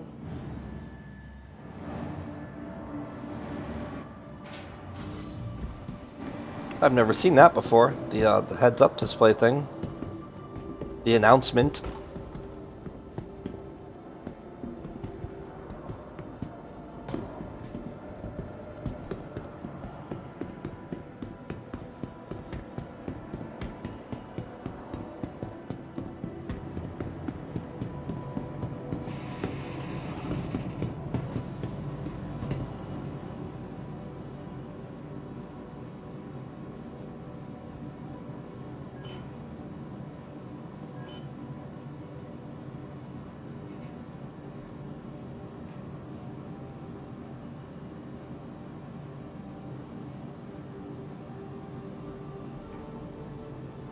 That's the magazine. Shit, I should have bought more. I think you're going to be happy with that.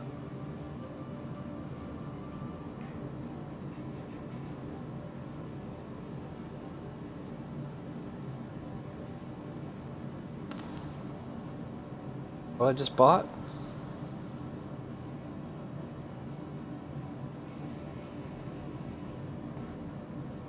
Oh, no. Okay, cool. We bought them. SMGs. We need to buy the magazines.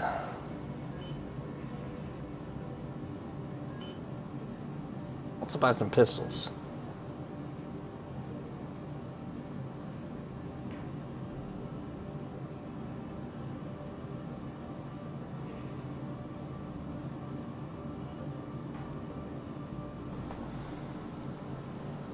Good old arc light.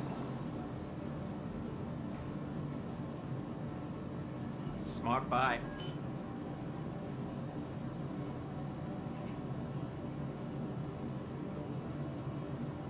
What I liked about clicked on this, hit buy. Look at this.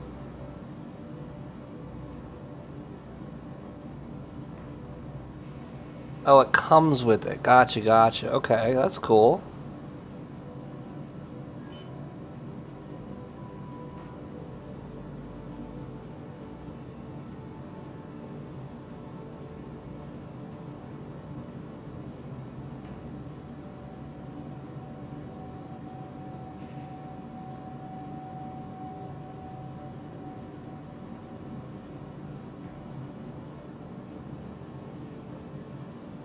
Smart buy.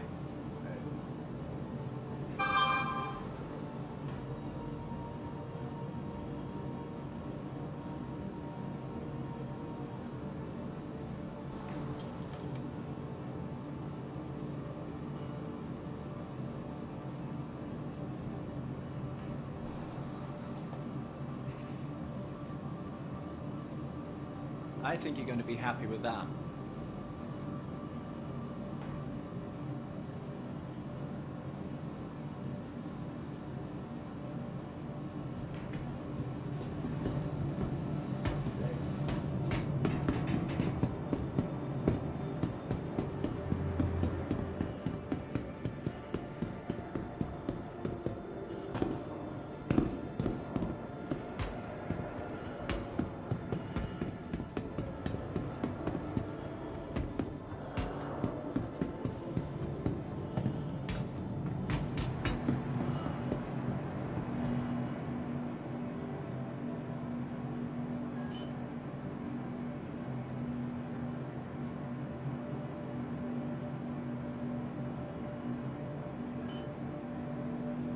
Alright, let's buy a couple calico. I don't know if I want light armor.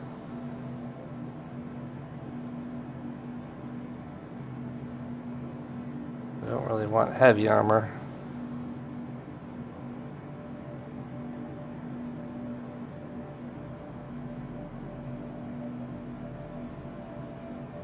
Damn.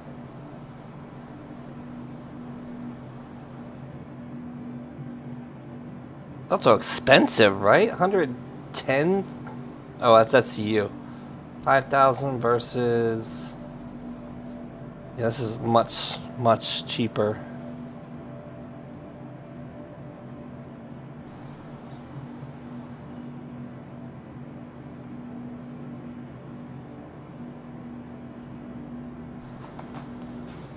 Come on, game load.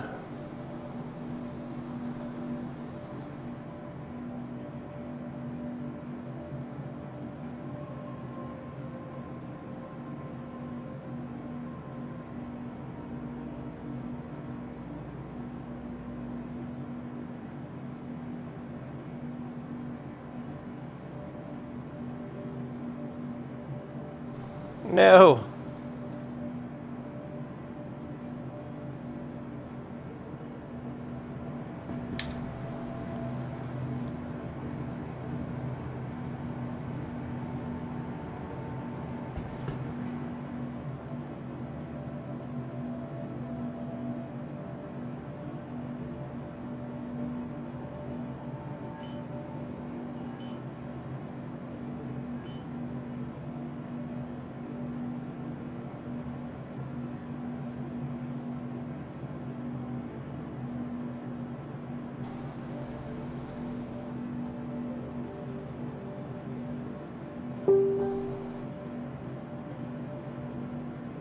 There we go.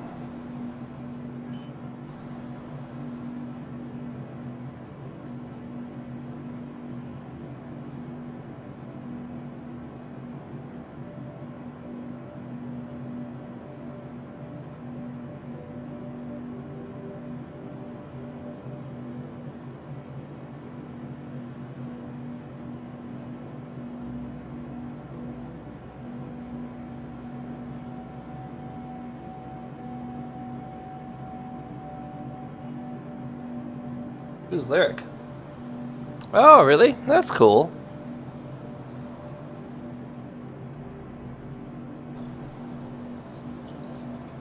Thank God he didn't play it last week. It was so buggy. I mean, it's still buggy as shit right now as I'm trying to buy stuff, but at least it's semi-playable. It wasn't playable last week. I was so excited for Invictus, and it was such a letdown. I mean, I guess if like you're into the ships, you deal with it, but Nice choice. man, it's a lot. It's a lot of bullshit.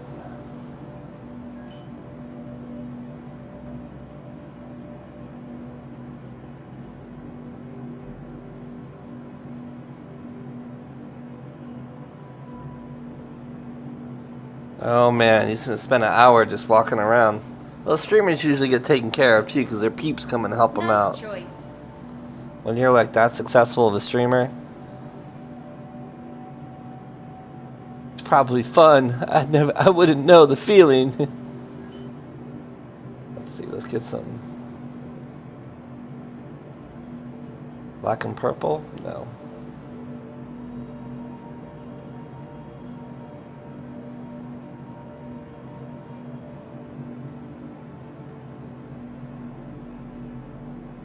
I need to buy helmets too.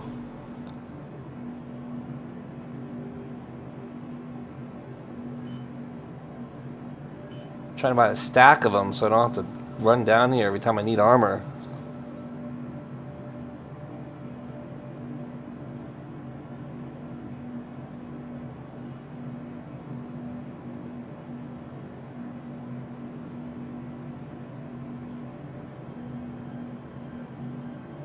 Oh, look at that flight suit type. Not even light armor, huh?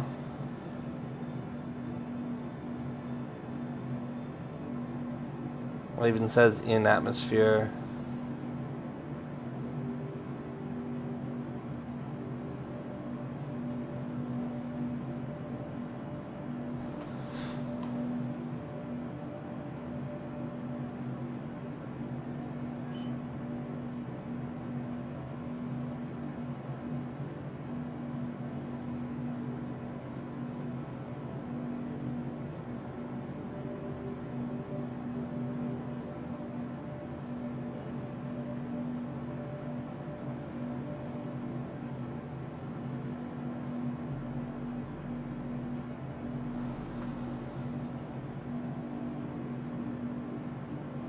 Already bought stuff.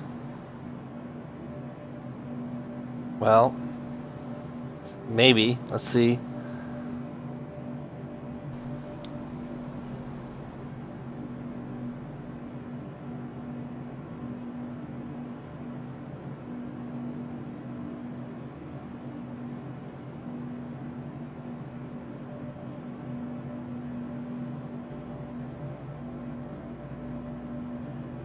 Come on, give me some med pens. Yes, we have stuff. Good purchase. We can go out into the verse and do things with our stuff. Super excited. I'm so excited. I'm going to get... No. Ugh. I was gonna say I was gonna get naked, but the game did not let me do that. There's things in the way. Oh, I'm gonna need a heal. Yeah, let's oh.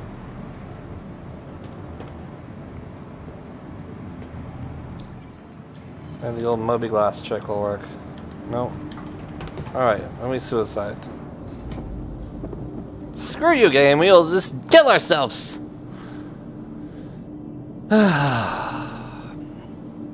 Gotta be a better way.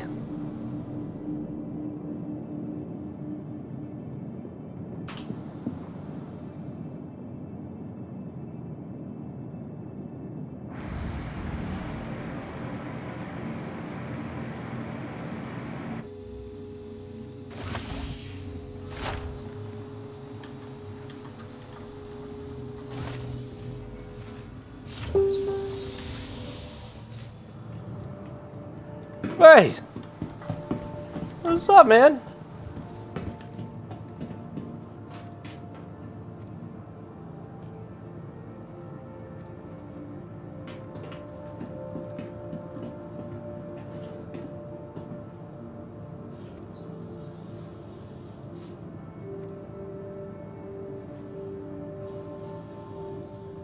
Oh, I don't think I bought sights.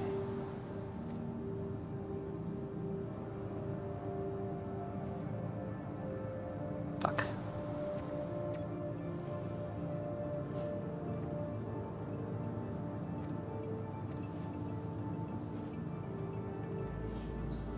I didn't buy sights. I gotta go get sights. I gotta have them. Can't not have a sight. I mean, you can, but you want to hit the guy in the head when you're bounty hunting, and if you don't have a sight, then you're probably gonna miss a little, and that's just not acceptable. So unfortunately, I gotta go back and buy damn sights.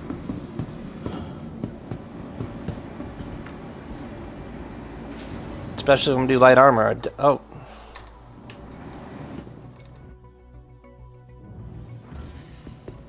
I understand what they're doing now with the F4. Because when you're in a ship, you see external view, even if you're not in the pilot seat. Before, that used to not be the case. So I used to always get bugged out in the station and try to, like, hit F4 a couple times to get better screenshots. And you get external view when you do that.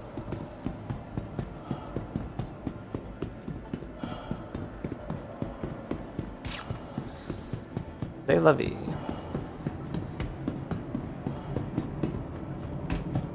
Man, you didn't let us buy sights when we were here. What the hell? Again, I see. Welcome. Personal weapons, attachments, maybe even a stabilizer.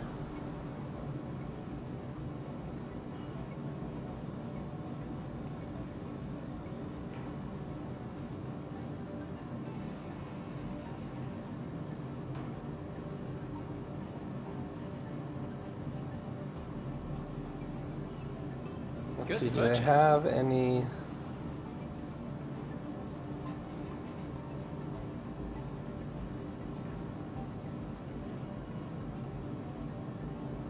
Let's see, the laser sights, or... I don't see anything, really. Oh, just magazines. You should have a category for ammo and a category for attachments. This is not attachments.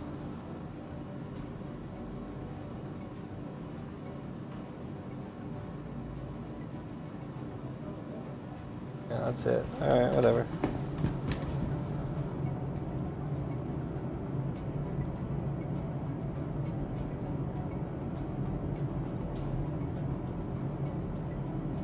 Oh, what the fuck?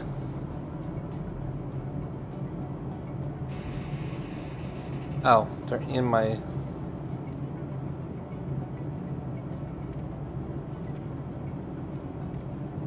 Oh, stupid, stupid, stupid.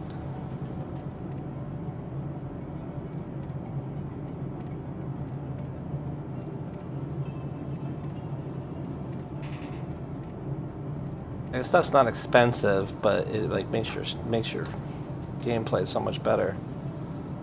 Alright, good to go. Oops, F4 one too many times again. Now we are ready to go kill players. Bad boys, bad boys. What you gonna do? What you gonna do when Super comes for you? Super not to give you no break. UEC ain't give you no break.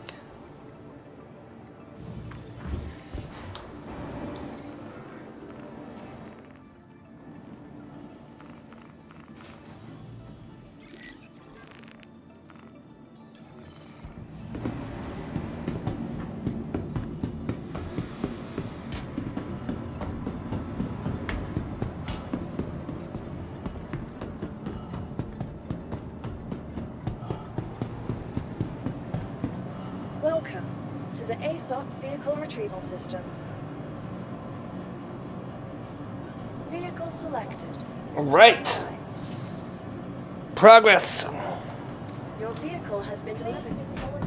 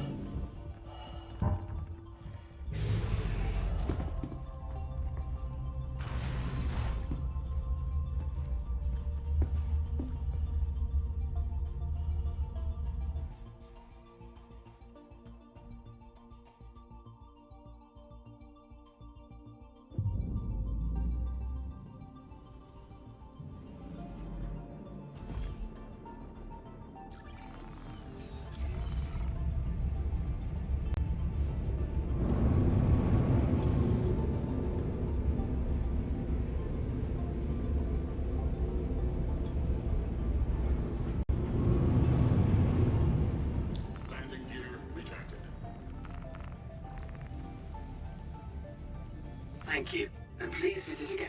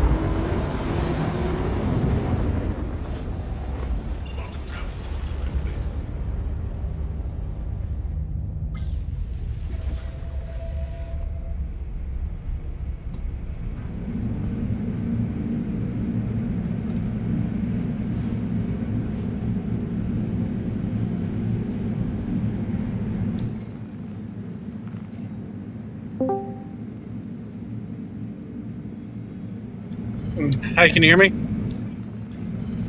I'm on my phone.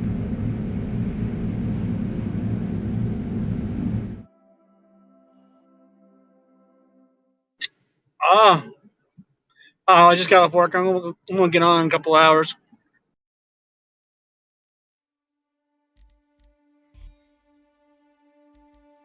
I got here to talk about the fun, but we'll do it later. I did watch that video several times and grinned ear to ear every time I watched it.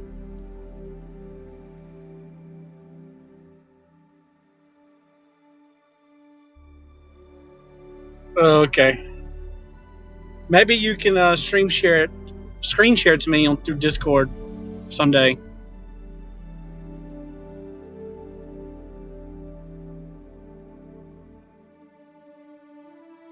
Yeah.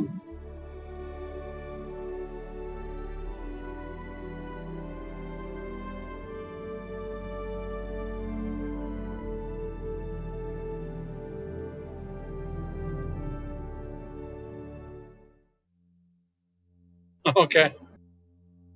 All right. Well, I'll let you go. I'm in the middle of traffic. I'll talk at you in a couple hours.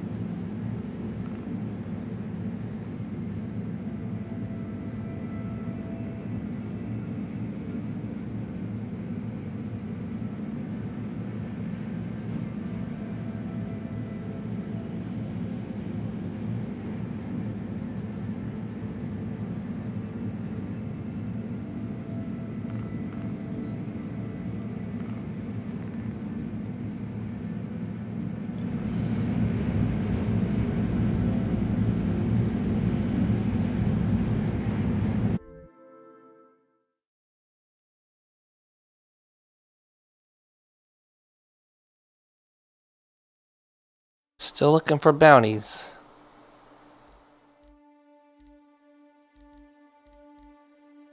Did we join on Wolfblood? Maybe we should try Flip. It shows 42.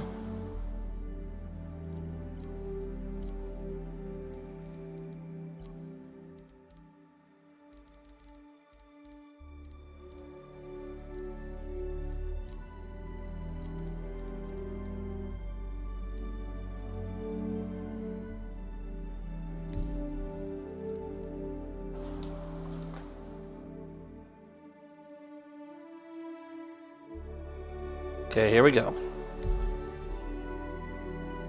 Looking for player bounties, that's why I'm server hopping.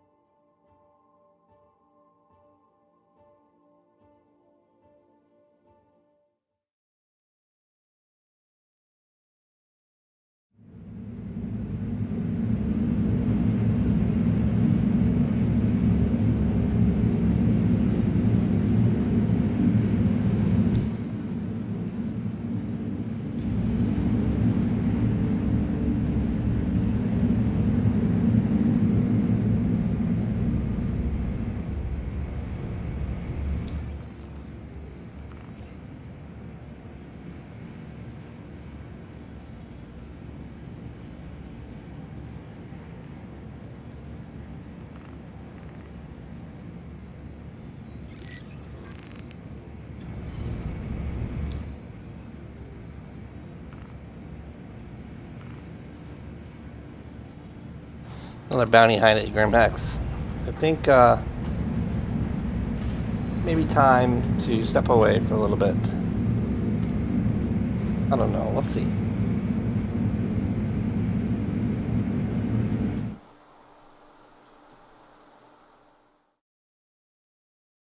Where are we at now?